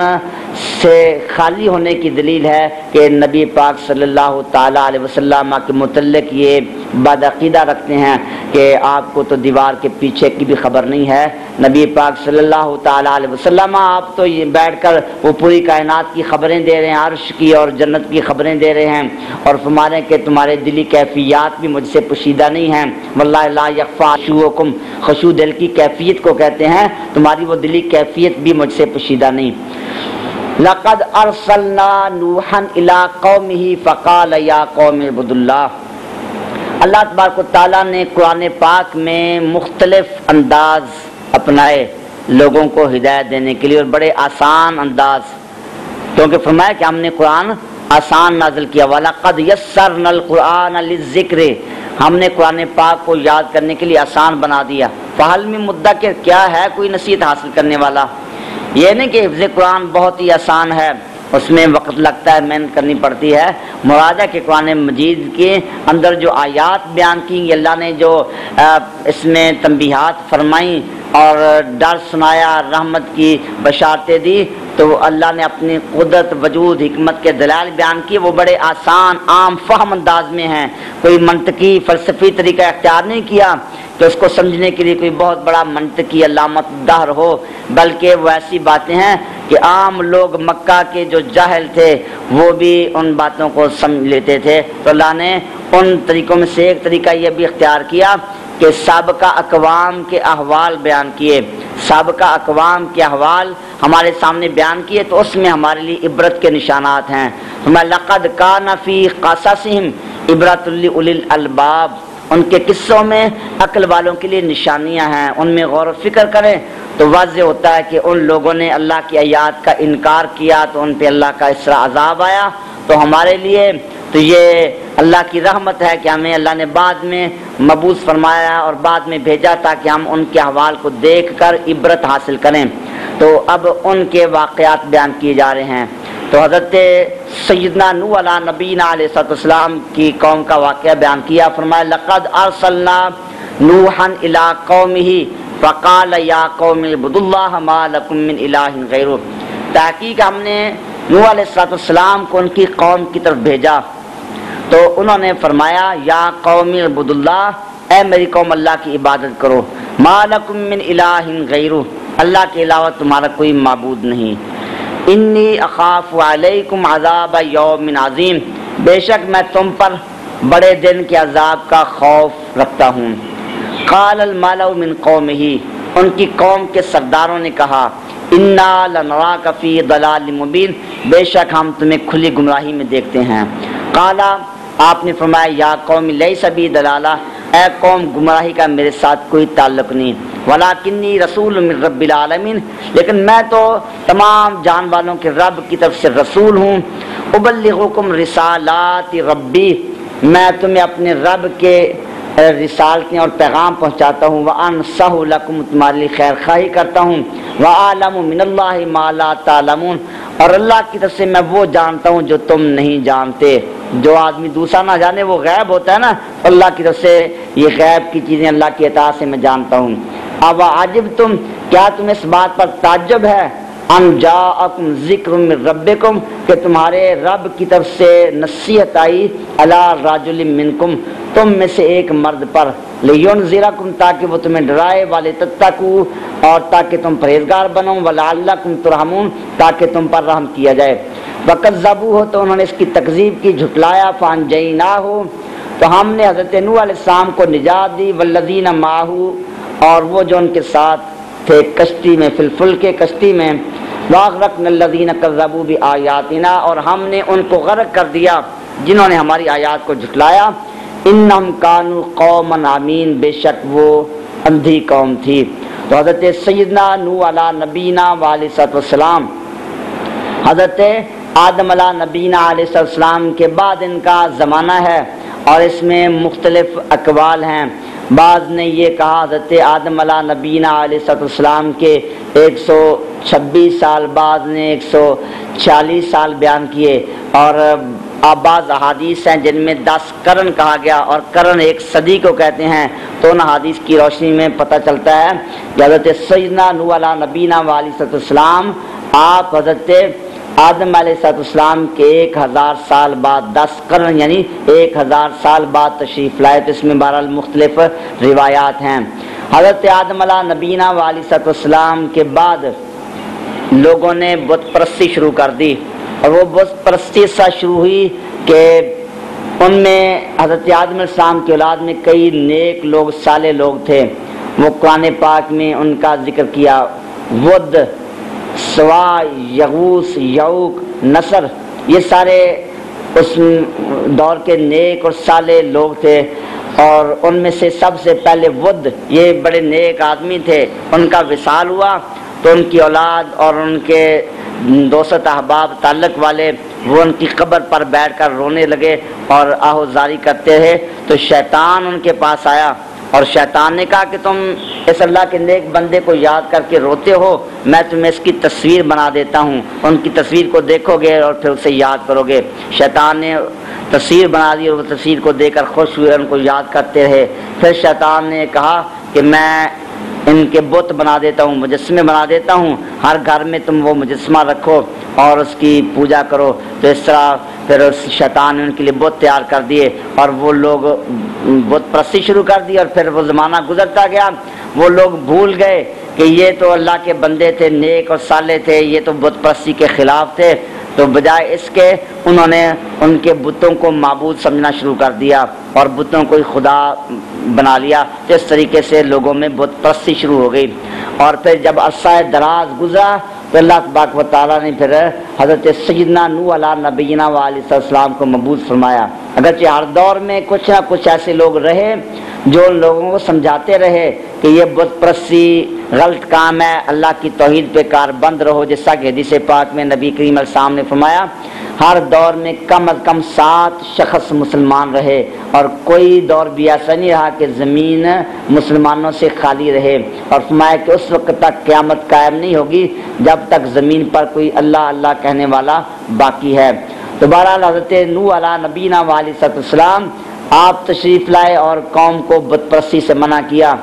اب ان لوگوں نے بجائے اس کے کہ حضرت نوح علیہ السلام کی بات مانتے، آپ کی مخالفت شروع کر دی، آپ کو مجنون کہا گیا، گمراہ کہا گیا، جیسا کہ یہاں فرمایا کہ قوم نے کہا انا لنراک فی ضلال مبین، کہ ہم تو دیکھتے ہیں کہ آپ کھلی گمراہی میں ہیں، کہ ہمارے آباء و اجداد یہی کام کرتے آئے، کیا ان کو پتہ نہیں تھا؟ تو جس بات پر ہمارے آباء و اجداد کاربند تھے وہ طریقہ ہم کیسے چھوڑ دیں؟ تو حضرت نوح علیہ السلام نے فرمایا کہ گمراہی کا میرے ساتھ کوئی تعلق نہیں، مجھے تو اللہ نے بھیجا ہے تمہاری ہدایت کے لیے تاکہ اللہ کے پیغام تم تک پہنچاؤں۔ اور ان لوگوں نے کہا کہ یہ کیسے ہو سکتا ہے، تم تو ہمارے جیسے بشر و قالوا ما انتم الا بشر مثلنا، یہ کلمات آگے دیگر آیات میں ہیں۔ تو یہاں اللہ نے فرمایا کہ حضرت نوح علیہ السلام نے فرمایا کہ تم اس پہ تعجب کر رہے ہو کہ تم میں سے ایک مرد پر اللہ کا پیغام نازل ہو گیا۔ ان کا خیال تھا کہ اللہ کی طرف سے جو پیغام لے کر آئے وہ تو فرشتہ ہونا چاہیے، اس کی کوئی عجیب و غریب صورت ہو اور وہ عجیب و غریب جسم ہو، ہم سے الگ ہو، بڑا قوی طاقتور ہو، تو یہ انسانی جسم والا یہ تو اللہ کا رسول نہیں ہو سکتا، یہ تو ہماری طرح کھاتے پیتے ہیں، یہ اللہ کے رسول کیسے ہو سکتے ہیں؟ تو حضرت سیدنا نوح علیہ نبینا علیہ السلام نے فرمایا کہ اللہ کا رسول بھیجا جاتا ہے تاکہ وہ ڈرائے اور تمہیں پرہیزگاری کا سبق سکھائے، تم پر رحم کیا جائے۔ تو یہ بات تبھی ہو سکتی ہے کہ وہ رسول تمہاری جنس میں سے ہو۔ اگر رسول فرشتہ بنا دیا جائے تو پھر فرشتہ جو ہے اس سے تو تم فائدہ حاصل نہیں کر سکتے، فرشتے کو تم دیکھ ہی نہیں سکتے، اور اس کے پاس آنے سے تم گریز کرو گے۔ اور اگر فرشتے کو بھیجنا پڑے جیسا کہ قرآن پاک کی آیات مبارکہ گزر چکی ہیں تو فرمایا کہ پھر وہ فرشتہ بھی مرد بنا کر ہی بھیجا جاتا، اس کو بھی انسانی شکل میں ہی بھیجا جاتا، کیونکہ اس کو اپنی اصلی شکل و صورت میں تم نہیں دیکھ سکتے تھے، اور پھر جب مرد کی صورت میں آتا پھر بھی تم اعتراض کر دیتے کہ یہ تو ہمارے جیسا ہی ہے، تو بات تمہاری اعتراض پھر بھی برقرار رہتا۔ اور فرشتہ جو ہے وہ اگر تمہارے سامنے اعمال کرتا اس کے اعمال تمہارے لیے نمونہ نہ بنتے۔ نبی تو وہ ہوتا ہے جس کی اپنی زندگی نمونہ ہوتی ہے، وہ قوم کے سامنے خود عمل کر کے دکھاتا ہے۔ اگر فرشتہ آتا وہ عمل کر کے دکھاتا تم کہتے یہ تو طاقتور ہے، وہ روزے رکھتا تم کہتے اسے تو کھانے کی ضرورت نہیں ہے، اس کے روزے رکھنے کی کیا حیثیت ہے، یہ نماز پڑھتا اسے تو تھکاوٹ ہوتی نہیں، ہم تو انسان ہیں کمزور ہیں تو ہم تو یہ اعمال نہیں کر سکتے، تو اس کے وہ اعمال تمہارے لیے نمونہ نہ بنتے۔ تو فرشتے نبی کے بھیجنے کا مقصد ہے انذار، تبلیغ اور تمہیں تقویٰ کا سبق دینا۔ یہ بات تبھی حاصل ہو سکتی ہے کہ وہ تمہیں میں سے ہو، تمہاری جنس میں سے ہو، اس لیے تمہاری جنس میں سے وہ رسول مبعوث ہوتا ہے۔ تو ان لوگوں نے پھر تکذیب کی حضرت سیدنا نوح علیہ نبینا علیہ السلام، آپ ان کو ڈراتے رہے اور پھر آپ نے فرمایا انی اخاف علیکم عذاب یوم عظیم، بے شک مجھے تم پر بڑے دن کے عذاب کا خوف ہے۔ تو یہاں دو معنی تفاسیر میں بیان کیے، یوم عظیم سے مراد یا تو طوفان والے عذاب کا بیان ہے یا مراد سے قیامت والے دن کا۔ اگر قیامت والا دن مراد ہو تو پھر حضرت سیدنا نوح علیہ نبینا علیہ السلام آپ کے یہاں خوف کا معنی یقین ہے، کیونکہ اللہ کے نبی علیہ السلام ان کو تو یقین ہے کہ کفار ان کے لیے اللہ نے آخرت میں عذاب تیار کر رکھا ہے، اور یا پھر مراد یہ ہے کہ ہو سکتا ہے کہ تم ایمان قبول کر لو اور اس عذاب سے بچ جاؤ، اگر نہیں بچو گے تو تمہارے بارے میں خوف ہے کہ اللہ کے وہ قیامت والے دن کے عذاب عظیم میں مبتلا ہو جاؤ گے، یا پھر اس سے وہ طوفان والا عذاب مراد ہے کہ اگر تم اسی طریقے پر کار بند رہے تو اللہ کی طرف سے بہت بڑا عذاب آ سکتا ہے، اس عذاب کا تمہارے بارے میں خوف ہے۔ تو آپ نے ان کو عذاب سے ڈرایا اور پھر اللہ تبارک و تعالیٰ کی طرف سے یہ حکم آ گیا کہ یہ لوگ ایمان لانے والے نہیں ہیں، اب ان کے لیے اللہ کی طرف سے عذاب کا فیصلہ ہو چکا ہے، اور آپ حکم دیا کہ وَاصْنَعِ الْفُلْكَ بِأَعْيُنِنَا، ہماری نگاہوں کے سامنے، ہماری نگاہ رحمت کے سامنے کشتی تیار کرو۔ حضرت نوح علیہ نبینا علیہ السلام قوم کے سامنے وہ کشتی بناتے رہتے اور وہ قوم کے لوگ آتے مذاق اڑاتے اور ہنستے کہ یہ لوگ جب یہ ہماری کشتی بنائی جا رہی ہے عذاب سے بچنے کے لیے، عذاب آئے گا، تو وہ اس بات کا بھی استہزاء کرتے، اپنے بچوں کو اٹھا کر لے آتے، حضرت نوح علیہ السلام کی طرف اشارہ کرتے یہ دیکھو مجنون ہیں، علیاذ باللہ پاگل ہیں، آپ پر پتھر برسائے جاتے۔ تو قرآن پاک میں ہے کہ آپ 950 سال تک تبلیغ فرماتے رہے۔ یہ 950 سال کا عرصہ آپ کی قوم پر عذاب آنے کے وقت تک کا ہے کہ 950 سال آپ جب مبعوث ہوئے تو مبعوث ہونے کے بعد 950 سال تک آپ نے تبلیغ فرمائی، اور مبعوث کس عمر میں ہوئے اس میں بھی مختلف 80 سال کی عمر، 83 سال کی عمر، اس طرح کے اقوال ہیں، اور پھر طوفان نوح کے بعد بھی آپ زندہ رہے ظاہری زندگی کے ساتھ۔ وہ کتنا عرصہ زندہ رہے تو اس میں بھی مختلف روایات ہیں، 1000 سال سے زیادہ حضرت سیدنا نوح علیہ نبینا علیہ السلام کی عمر مبارک تھی۔ تو اتنی دیر 950 سال تبلیغ فرمائی، لیکن 950 سال کے عرصے میں بہت کم لوگ ایمان لائے۔ تو کشتی میں آپ کے ساتھ جو سوار تھے اس میں مختلف اقوال ہیں، وہ ایمان والوں کو کشتی میں سوار کیا گیا۔ ایک روایت میں کہ 80 افراد تھے، یعنی پورے اتنی زندگی 950 سال، یہ بہت زیادہ عرصہ ہے کہ ہم نے ایک صدی بھی نہیں دیکھی ہوتی، 950 سال 9 صدیاں گزر جاتی ہیں اور 10ویں صدی بھی ختم ہونے جب وہ آدھی گزر چکی ہوتی ہے، لیکن اتنے عرصے میں صرف اتنی قلیل تعداد میں لوگ ایمان قبول انہوں نے کیا۔ مگر نبی پاک صلی اللہ تعالیٰ علیہ وسلم کو اللہ تبارک و تعالیٰ نے یہ اعزاز عطا فرمایا کہ ظاہری زندگی آپ کی مختصر تھی، 63 سالہ زندگی، اور 63 سالہ زندگی میں بھی اعلان نبوت کے بعد قریباً 23 سال کی آپ کی مبارک زندگی ہے، اور اس مبارک زندگی میں آپ نے تبلیغ فرمائی، لیکن اس مبارک زندگی میں 1 لاکھ سے زیادہ صحابہ کرام علیہم الرضوان وہ آپ کی غلامی میں آ گئے، اور پھر اس میں دن بدن اضافہ ہو رہا ہے کہ آپ کی امت بڑھ رہی ہے، اور کروڑوں سے زیادہ جو آپ کی امت تجاوز کر گئی، اور آپ کا ارشاد پاک ہے فرمایا کہ قیامت کے روز جنتیوں کی 120 صفیں ہوں گی، اور ان میں سے 80 صفیں میری امت کی ہوں گی، باقی سارے انبیاء کرام علیہ السلام کی امت وہ جنتی ہوگی. اور وہ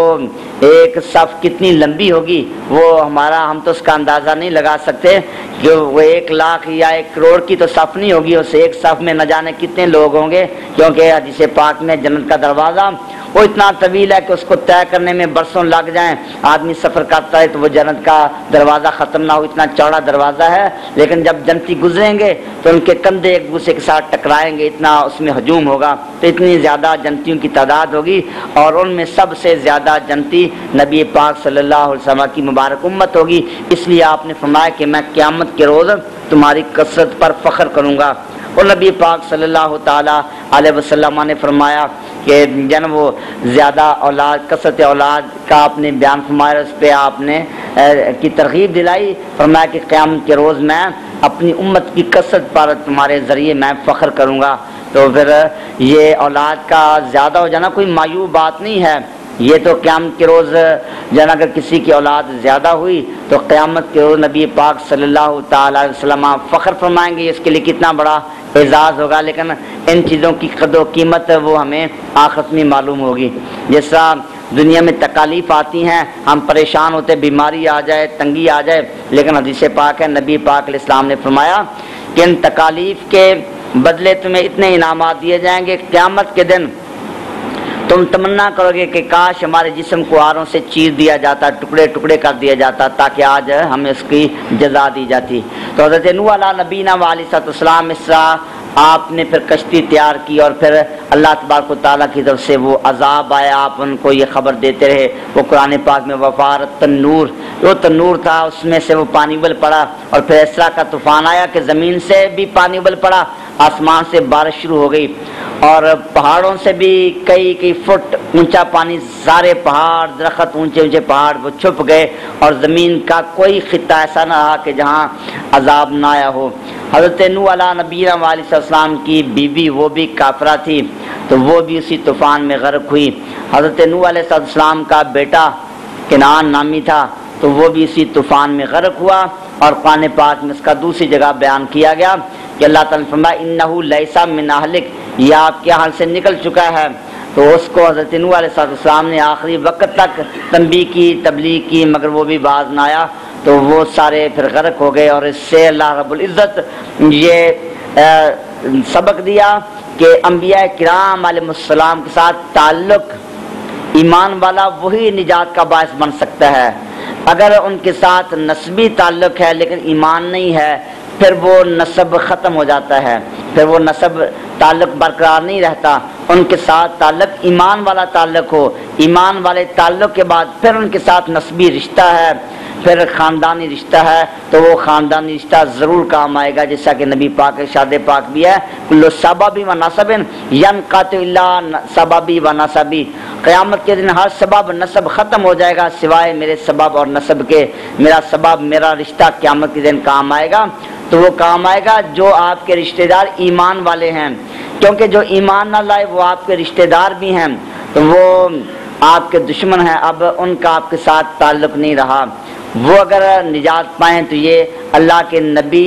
صلی اللہ تعالی علیہ وسلم کی عظمت نہیں ہے، ان کی عظمت شان کے منافی ہے کہ ان کے دشمن وہ اللہ کے انعام حاصل کر سکیں. تو وہ تو دشمن بن چکے، وہ ان کے اپنے نہ رہے. ہاں جو ان کے اپنے ہوں گے تو ان کو اللہ رب العزت ضرور ان کے تعلق سے فائدہ دے گا. تو پھر یہ عذاب آیا، اور حضرت نوح علیہ السلام کو حکم دیا گیا کہ زمین پر جو بھی زندہ چیزیں ہیں، بہت بڑی کشتی تیار کی گئی، وہ تفاصیل اس کی پوری تفصیل بیان کی گئی. تو اس میں آپ نے ہر جانور کے 2 جوڑے نر مادہ اس کو کشتی میں رکھا، اور پھر زمین پر جتنی نسل انسانی تھی سارے کے سارے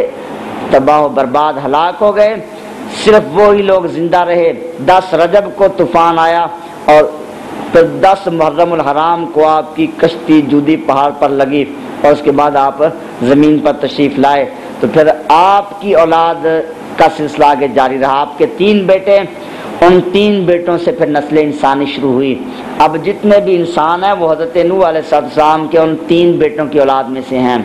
تو اس سے پہلے والے انسان وہ سارے ہلاک ہو گئے. اسی لیے حضرت نوح علیہ السلام کو آج میں ثانی کا لقب دیا جاتا ہے کہ پہلے آدم، ان سے انسانوں کی نسل جاری حضرت آدم علیہ السلام کی ذات پاک ہے، اور پھر حضرت نوح علیہ نبینا علیہ السلام کی ذات پاک، آپ سے نسل انسانی کا سلسلہ شروع ہوا۔ تو فرمایا فَكَذَّبُوهُ فَأَنجَيْنَاهُ وَالَّذِينَ مَعَهُ فِي الْفُلْكِ، تو انہوں نے تکذیب کی اور ہم نے ان کو نجات دی، اور ان کے ساتھ کشتی میں جو لوگ تھے ان کو نجات دی، اور جن لوگوں نے ہماری آیات کو جھٹلایا ان کو ہم نے غرق کر دیا۔ انہم کانوا قوما عمین، بے شک یہ اندھی قوم تھی، حق کو نہ ماننے والے۔ حضرت سیدنا نوح علیہ نبینا علیہ السلام کے واقعہ کے بعد اب اللہ تبارک و تعالیٰ نے ایک اور قوم کے واقعہ کا بیان کیا، قوم عاد کا۔ وَإِلَىٰ عَادٍ أَخَاهُمْ هُودًا، اور ہم نے قوم عاد کی طرف ان کی قوم میں سے حضرت ہود علیہ السلام کو بھیجا۔ اخ یہاں ہم قوم کے معنی میں ہے، یعنی انہی کی قوم میں سے حضرت ہود علیہ السلام کو نبی بنا کر بھیجا۔ قال، آپ نے فرمایا، یا قوم اعبدوا اللہ، اے میری قوم اللہ کی عبادت کرو، ما لکم من الہ غیرہ، تمہارے لیے اللہ کے سوا کوئی معبود نہیں۔ افلا تتقون، کیا تم تقوی اختیار نہیں کرتے، اللہ سے ڈرتے نہیں؟ قال الملأ الذین کفروا من قومہ، تو آپ کی قوم کے کافروں کے سرداروں نے کہا، انا لنراک فی سفاہہ، بے شک ہم تو آپ کو بے وقوف سمجھتے ہیں، علیاذ باللہ، وَإِنَّا لَنَظُنُّكَ مِنَ الْكَاذِبِينَ، بے شک ہم آپ کو جھوٹا گمان کرتے ہیں۔ قال، آپ نے فرمایا، یا قوم لیس بی سفاہہ، اے میری قوم بے وقوفی کا میرے ساتھ کوئی تعلق نہیں، وَلَٰكِنِّي رَسُولٌ مِّن رَّبِّ الْعَالَمِينَ، لیکن میں تو تمام جہان والوں کے رب کی طرف سے رسول ہوں۔ أُبَلِّغُكُمْ رِسَالَاتِ رَبِّي، میں تم تک اپنے رب کے پیغام پہنچاتا ہوں۔ وَأَنَا لَكُمْ نَاصِحٌ أَمِينٌ، اور میں تمہارے لیے نصیحت کرنے والا اور قابل اعتماد ہوں۔ اب واجب تم، کیا تم کو تعجب ہے، ان جاءکم ذکر من ربکم، کہ تمہارے رب کی طرف سے نصیحت آئے ایسے مرد پر، علی رجل منکم، جو تم میں سے ہو، لینذرکم، تاکہ وہ تمہیں ڈرائے۔ واذکروا، یاد کرو، اذ جعلکم خلفاء من بعد قوم نوح، جب ہم نے تم کو قوم نوح کے بعد زمین میں جانشین بنایا۔ وزادکم فی الخلق بسطہ، اور پیدائش تخلیق کے اعتبار سے ہم نے تم کو جسامت عطا کی۔ فاذکروا آلاء اللہ، تو اللہ تعالیٰ کی نعمتیں یاد کرو، لعلکم تفلحون، تاکہ تم کامیابی حاصل کرو۔ قالوا، انہوں نے کہا، اجئتنا، کیا تم ہمارے پاس اس لیے آیا ہے، لنعبد اللہ وحدہ، تاکہ ہم صرف اللہ کی عبادت کریں، ونذر ما کان یعبد آباؤنا، اور ہم انہیں چھوڑ دیں جس کی ہمارے آباء و اجداد عبادت کرتے تھے۔ فأتنا بما تعدنا، تو ہمارے پاس تو وہ چیز لے آ جس کا تو ہم سے وعدہ کرتا ہے، وہ عذاب لے آ، ان کنتا من الصادقین، اگر تم سچے ہو۔ قال، آپ نے فرمایا، قد وقع علیکم من ربکم رجس وغضب، تحقیق تمہارے پاس تمہارے رب کی طرف سے عذاب اور غضب ثابت ہو چکا ہے۔ اتجادلوننی فی اسماء، کیا تم میرے ساتھ جھگڑا کرتے ہو ان ناموں کے بارے میں، سمیتموہا انتم و آباؤکم، جو تمہارے اور تمہارے آباء و اجداد نے رکھ لیے ہیں، ما نزل اللہ بہا من سلطان، اللہ نے ان کے بارے میں کوئی دلیل نازل نہیں کی۔ فانتظروا، تو انتظار کرو، انی معکم من المنتظرین، کہ بے شک میں بھی تمہارے ساتھ انتظار کرنے والوں میں سے ہوں۔ فانجیناہ والذین معہ، تو پھر ہم نے حضرت ہود علیہ السلام کو اور ان کے ساتھ جو لوگ تھے ان کو ہم نے نجات دی، برحمت منا، اپنی طرف سے رحمت کے ذریعے۔ وقطعنا دابر الذین کذبوا بآیاتنا، اور ہم نے کاٹ دی دابر، جڑ ان لوگوں کی جنہوں نے ہماری آیات کو جھٹلایا۔ وما کانوا مؤمنین، اور وہ لوگ ایمان والے نہیں تھے۔ تو حضرت نوح علیہ السلام کے زمانہ میں کافر ہلاک ہو گئے اور بت پرستی ختم ہو گئی اور لوگ اللہ کی عبادت کرنے لگے، لیکن آپ کے وصال کے بعد پھر شیطان نے اسی طریقے سے حملہ آور ہو کر لوگوں کو ایسا بت پرستی کی طرف راغب کر دیا۔ تو وہ قوم نوح جو ہے وہ مختلف بتوں کی پوجا کرتی تھی، ود، یغوث، یعوق، نصر وغیرہ۔ اسی طرح یہ قوم عاد جو ہے انہوں نے بھی بت پرستی شروع کر دی۔ سمود، صدا، عیسیٰ کے بتوں کے نام تھے، ان کی عبادت شروع کی، اور یہ لوگ اللہ تبارک و تعالیٰ نے ان کو بڑی قوت دی اور بڑے بڑے لمبے چوڑے ان کے جسم تھے، بڑے طاقتور تھے، اور مالی اعتبار سے اللہ تبارک و تعالیٰ نے ان کو جب وہ فراغی عطا فرمائی اور خوشحالی عطا فرمائی، لیکن اللہ کی نعمتوں کا شکریہ ادا کرنے کے بجائے ان لوگوں نے وہ بت پرستی شروع کر دی۔ حضرت ہود علیہ نبینا علیہ السلام نے آ کر تبلیغ کی، ان کو سمجھایا، تو ان کے ساتھ بھی اسی طریقے سے پیش آئے اور ان کو سفی، بے وقوف کہا، جھوٹا کہا۔ تو آپ نے فرمایا کہ ان چیزوں کا میرے ساتھ کوئی تعلق نہیں، میں تو اللہ کا رسول ہوں، اللہ کی طرف سے پیغام پہنچانے آیا ہوں۔ اور ان کے متعلق بھی انہوں نے یہی کہا کہ تم تو ہمارے جیسے بشر ہو، کھاتے پیتے ہو، تم رسول کیسے ہو سکتے ہو؟ رسول تو وہ ہوتا ہے جو فرشتہ ہو۔ تو اس طرح کی باتیں کی، تو آپ نے فرمایا کہ یہ تعجب کی بات کیا ہے کہ رسول تو آتا ہے ڈرانے کے لیے، تو ڈرائے گا وہی جو تمہارا ہم جنس ہو، اسی سے یہ مقصد پورا ہوگا، اس لیے اللہ تعالیٰ انسانوں میں سے ہی رسول مبعوث فرماتا ہے۔ اور پھر اس واقعہ کو دیکھیں، اس سے پہلے واقعہ حضرت نوح علیہ السلام آپ کا واقعہ ہے، تو اس میں بھی یہی بیان کیا کہ قوم نوح نے اعتراض کیا حضرت نوح علیہ السلام پر، اور یہ کہا کہ انا لنراک فی ضلال مبین، ہم آپ کو کھلی گمراہی میں دیکھتے ہیں۔ آپ نے جواب دی، یا قوم لیس بی ضلالہ، اے قوم مجھ میں گمراہی نہیں ہے، ولکنی رسول من رب العالمین، میں تمام جہان والوں کے رب کی طرف سے رسول ہوں۔ قوم عاد کا واقعہ بیان کیا، اس میں فرمایا کہ انہوں نے اعتراض کیا، انا لنراک فی سفاہہ، اے ہود علیہ السلام ہم تو آپ کو سفی، بے وقوف سمجھتے ہیں، علیاذ باللہ، وَإِنَّا لَنَظُنُّكَ مِنَ الْكَاذِبِينَ، ہم تو آپ کو جھوٹا گمان کرتے ہیں۔ تو آپ نے بھی خود جواب دیا، قَالَ يَا قَوْمِ لَيْسَ بِي سَفَاهَةٌ، اے میری قوم بے وقوفی کا میرے ساتھ کوئی تعلق نہیں، وَلَكِنِّي رَسُولٌ مِّن رَبِّ الْعَالَمِينَ، میں تو رب العالمین کی طرف سے رسول ہوں۔ تو سابقہ انبیاء کرام علیہ السلام ان پہ اعتراضات ہوتے رہے تو وہ خود جواب دیتے رہے، لیکن نبی پاک صلی اللہ تعالیٰ علیہ وسلم کی اللہ کی بارگاہ میں یہ شان اور عظمت ہے، آپ پر جب بھی اعتراض کیا گیا آپ نے جواب نہیں دیا، بلکہ آپ کی طرف سے اللہ تعالیٰ نے جواب دیا۔ لوگوں نے کہا کہ آپ تو علیاذ باللہ مجنون ہیں، آپ کو مجنون شاعر وغیرہ کہا گیا، تو اللہ تبارک و تعالیٰ نے آیات نازل فرمائی، نون والقلم وما یسرون وما انت بنعمت ربک بمجنون وَإِنَّ لَكَ لَأَجْرًا غَيْرَ مَمْنُونٍ وَإِنَّكَ لَعَلَىٰ خُلُقٍ عَظِيمٍ، فرمایا کہ محبوب اپنے رب کے انعامات کی وجہ سے آپ مجنون نہیں ہیں، آپ کو تو اللہ تعالیٰ بے شمار اجر عطا فرما رہا ہے، خلق عظیم پر آپ فائز ہیں، مجنون تو ایسا نہیں ہوتا۔ تو اعتراض کفار نے کیا،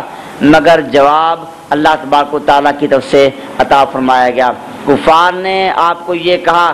آپ ابتر ہیں، آپ کے شہزادے حضرت ابراہیم رضی اللہ تعالیٰ عنہ کا وصال ہوا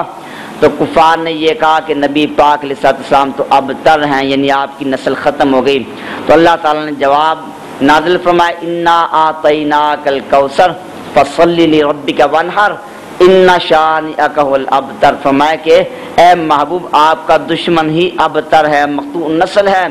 آپ کے دشمن ختم ہو جائیں گے مگر آپ کی روحانی اولاد ختم نہیں ہوگی، آپ کی نسبی اولاد بھی ختم نہیں ہوگی۔ اللہ نے آپ کی نسبی اولاد کا سلسلہ حضرت سیدہ فاطمہ الزہرا رضی اللہ عنہا سے جاری کیا، اس نسل کو ختم کرنے کی کوشش کی گئی، مگر آج ہر علاقے میں آپ کی نسل پاک میں سے سادات کرام موجود ہیں، اور آپ کی روحانی اولاد، آپ کی امت اس میں بھی دن بدن اضافہ ہو رہا ہے، اور پھر آپ کا ذکر بھی دن بدن اس میں اضافہ ہو رہا ہے، لیکن آپ کے دشمن وہ ختم ہو گئے اور جو پیدا ہوتے ہیں وہ بھی ختم ہو جائیں گے، جیسا کہ امام اہل سنت نے فرمایا کہ مٹ گئے مٹتے ہیں مٹ جائیں گے اعداء تیرے، نہ مٹا ہے نہ مٹے گا کبھی چرچا تیرا۔ یہ شعر ہے حضور غوث اعظم رضی اللہ عنہ کے متعلق، یعنی نبی پاک علیہ السلام کے غلاموں کی اور آپ کے شہزادگان میں سے، آپ کی نسل پاک میں سے حضور غوث اعظم رضی اللہ تعالی عنہ کی شان یہ ہے کہ مٹ گئے مٹتے ہیں مٹ جائیں گے اعداء تیرے، جو آپ کے متعلق باتیں کرتے ہیں یا کر رہے ہیں وہ ذلیل و رسوا ہوتے ہیں، لیکن آپ کا ذکر وہ جاری ہے اور جاری رہے گا، اس میں اضافہ رہے گا۔ تو آپ کے ماننے والے، آپ کے امت کے ولی کامل غوث اعظم رضی اللہ تعالیٰ عنہ کی شان یہ ہے کہ آپ کے ذکر کو اللہ نے عام کر دیا، کہ ہر مہینے ہی آپ کا عرس 11ویں شریف منائی جاتی ہے، لوگ آپ پہ اعتراض کرنے والے بھی ہوتے ہیں اور آپ کی شان میں مختلف باتیں کی جاتی ہے، مگر دن بدن آپ کی شان میں اضافہ ہو رہا ہے۔ تو آپ کو یہ کرامت اعزاز کیسے حاصل ہوا؟ نبی پاک علیہ السلام کی اطاعت سے، آپ کی نسبت سے، آپ کے فیضان سے۔ تو نبی پاک صلی اللہ تعالی علیہ وسلم آپ کی شان تو ارفع والا ہے، ورفعنا لک ذکرک۔ تو کفار نے اعتراض کیا، ابو لہب نے یہ کہا کہ آپ کے ہاتھ ہلاک ہو جائیں، آپ کی انگلی کو کہا، تو یہ الفاظ کیے، لہذا جماعتنا تب اللہ کا تم ہلاک ہو، کیا تو نے ہمیں اس لیے جمع کیا تھا جب آپ نے تبلیغ کی؟ تو ابو لہب نے گستاخی کی، آپ نے جواب نہیں دیا، اللہ تعالیٰ نے پوری سورت رات میں نازل کر دی، فرمایا تبت یدا ابی لہب وتب، ابو لہب کے دونوں ہاتھ ہلاک ہو جائیں۔ ابو لہب خود ہلاک ہو گیا، اس کا مال، اس کی کمائی کام نہیں دے گی، اس کی بیوی وہ ہلاک ہوئی۔ تو اللہ تعالیٰ نے خود جواب دیا۔ بلکہ نبی پاک علیہ السلام کی شان پاک یہ ہے کہ آپ کے ساتھ جن کی نسبت ہے ان پہ اعتراضات ہوئے، اللہ نے خود جواب دیے۔ حضرت عیسیٰ روح اللہ علیہ نبینا علیہ السلام کی والدہ ماجدہ پر الزام لگایا گیا، تو اللہ تعالیٰ نے حضرت عیسیٰ علیہ السلام کی زبان سے جواب دلوایا، قال انی عبد اللہ آتانی الکتاب۔ اور حضرت سیدنا یوسف علیہ نبینا علیہ السلام آپ کی پاک دامنی پر اعتراض کیا گیا، ایک بچے سے گواہی دلوائی گی، شاہدہ شاہد من اہلہا ان کان قمیصہ قد من قبل۔ اور اس طرح انبیاء کرام علیہ السلام کے متعلقین پر اعتراض ہوتا رہا یا ان پر اعتراض ہوا تو انہوں نے خود جواب دیے یا کسی سے جواب دلوایا گیا۔ لیکن نبی پاک صلی اللہ علیہ وسلم آپ کی زوجہ مطہرہ ام المومنین سیدہ عائشہ صدیقہ بنت صدیق رضی اللہ تعالی عنہا، ان پر اعتراض کیا گیا، الزام لگایا گیا، تو نبی پاک صلی اللہ علیہ وسلم آپ نے جواب نہیں دیا، بلکہ سورۃ النور کی اللہ تعالی نے آیات نازل فرمائی اور حضرت عائشہ رضی اللہ تعالی عنہا کی پاک دامنی کو بیان کیا۔ اور آج قیامت تک حفاظ کرام قرآن پاک کی تلاوت کریں گے، نماز میں حضرت سیدہ عائشہ صدیقہ بنت صدیق رضی اللہ تعالیٰ عنہ کی پاک دامنی کا بیان ہوتا رہے گا۔ یہی وجہ ہے کہ نبی پاک علیہ السلام آپ خاموش رہے تو کچھ لوگوں کو محبوب علیہ السلام کے کمال نظر نہیں آتے، بلکہ آپ کی بے عیب ذات میں وہ عیب تلاش کرتے ہیں، وہ آپ کے علم پہ اعتراض کرتے ہیں کہ آپ کو اگر علم نہیں تھا، علم تھا تو آپ خاموش کیوں رہے، آپ نے بتا کیوں نہیں دیا، آپ پریشان رہے، اس طرح کی وہ باتیں کرتے ہیں۔ حالانکہ نبی پاک علیہ السلام کے کلمات طیبات موجود ہیں، بخاری شریف کے الفاظ ہیں، آپ نے فرمایا کہ واللہ ما عالم اہلی الا خیرہ، فرمایا کہ اللہ کی قسم اپنی بیوی کے بارے میں مجھے نیکی کا ہی علم ہے۔ آپ تو قسم اٹھا کر فرما رہے کہ مجھے خیر کا علم ہے، یہ کہتے علم نہیں، آپ فرما رہے عالم واللہ، تو اللہ کی قسم مجھے علم ہے اور یہ کہتے ہیں علم نہیں ہے۔ اور آپ نے جو جواب نہیں دیا، خاموش رہے، وہ اس لیے کہ آپ جواب دیتے، وہ منافقین کہتے آپ کی زوجہ تھیں، آپ نے اس لیے جواب دے دیا، آپ خاموش رہے کیونکہ آپ کو پتا تھا کہ اس کا جواب اللہ تعالیٰ خود ارشاد فرمائے گا۔ تو اللہ نے خود حضرت سیدہ عائشہ صدیقہ بنت صدیق رضی اللہ تعالیٰ عنہ ان کی پاک دامنی کا بیان کیا۔ تو ان آیات میں یہ بتایا گیا کہ ان انبیاء کرام پہ اعتراضات ہوئے تو انہوں نے پھر خود جواب دیے۔ حضرت سیدنا ہود علیہ نبینا علیہ السلام، آپ جنوں ان کو تبلیغ فرماتے رہے، لیکن ان لوگوں نے جب انکار کیا تو پھر ان پر یہ سزا آئی کہ اللہ تبارک و تعالی نے بارش روک دی، 3 سال تک بارش نہ ہوئی۔ اور اس زمانے میں یہ دستور تھا کہ جب بارش نہ ہوتی، کوئی مصیبت نازل ہوتی، لوگ کعبۃ اللہ جا کر دعا مانگتے، تو پھر انہوں نے کعبۃ اللہ میں لوگوں کو بھیجا کہ وہاں جا کر جب وہ دعا مانگے، تو انہوں نے وہاں جا کر دعا مانگی۔ اور پھر اب اللہ تبارک و تعالیٰ کی طرف سے جب عذاب نازل ہوا تو دور سے بہت بڑا بادل آ رہا تھا، وہ لوگ بڑے خوش ہو گئے اور انہوں نے یہ کہا کہ یہ ہم پر بارش آئے گی اور ہماری یہ مصیبت دور ہو جائے گی، لیکن وہ اللہ کی طرف سے عذاب تھا۔ اور پھر وہ ایسی سخت آندھی آئی کہ ان کی مضبوط عمارتیں تھیں، وہ 7 دن جب دن رات وہ آندھی چلتی رہی۔ حضرت اپنا ہود علیہ نبینا علیہ السلام اور ان کے ساتھ جو ایمان والے تھے، آپ ان کو الگ لے کر بیٹھ گئے، تو جہاں آپ بیٹھے تھے ان لوگوں کو پسینہ آ رہا تھا اور وہاں ہوا کوئی اثر نہیں کر رہی تھی، مگر ان کی وہ ساری بستی، ان کے نام و نشان مٹ گئے اور صرف کھنڈرات باقی رہ گئے۔ وہ بڑے بڑے طاقتور تھے، تو وہ ان کی طاقتیں، دولت یا ان کی وہ فراوانی کوئی چیز کام نہ دے سکی۔ تو اس طریقے سے اللہ تبارک و تعالیٰ نے فرمایا وَقَطَعْنَا دَابِرَ الَّذِينَ كَذَّبُوا بِآيَاتِنَا، جن لوگوں نے ہماری آیات کی تکذیب کی ہم نے ان کی جڑ کاٹ دی، وَمَا كَانُوا مُؤْمِنِينَ، اور وہ ایمان والے نہیں تھے۔ تو اس سے اللہ تبارک و تعالیٰ نے نبی پاک صلی اللہ علیہ وسلم کی امت پہ کرم فرمایا کہ وہ واقعات ہمیں بیان فرمائے تاکہ لوگوں کے لیے عبرت ہوں کہ اللہ کے احکامات سے جو روگردانی کریں، اللہ کے انبیاء کرام علیہ السلام پر ایمان نہ لائے تو ان کا انجام یہ ہوتا ہے۔ تو اس عبرت کے لیے اور نصیحت کے لیے اللہ تعالیٰ نے ہمارے سامنے یہ واقعات بیان فرمائے۔ اللہ تبارک و تعالیٰ ہم سب کو اپنے احکامات پر عمل کی توفیق نصیب فرمائے اور ایمان کامل پہ استقامت نصیب فرمائے۔ وما علیہ الا البلاغ المبین۔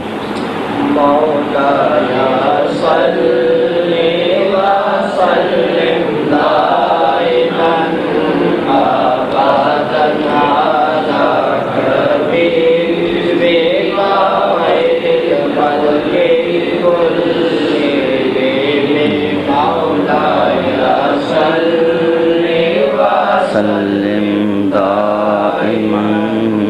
ابدا بك خير الخلق كلهم هو الحبيب الذي ترجى شفاعته،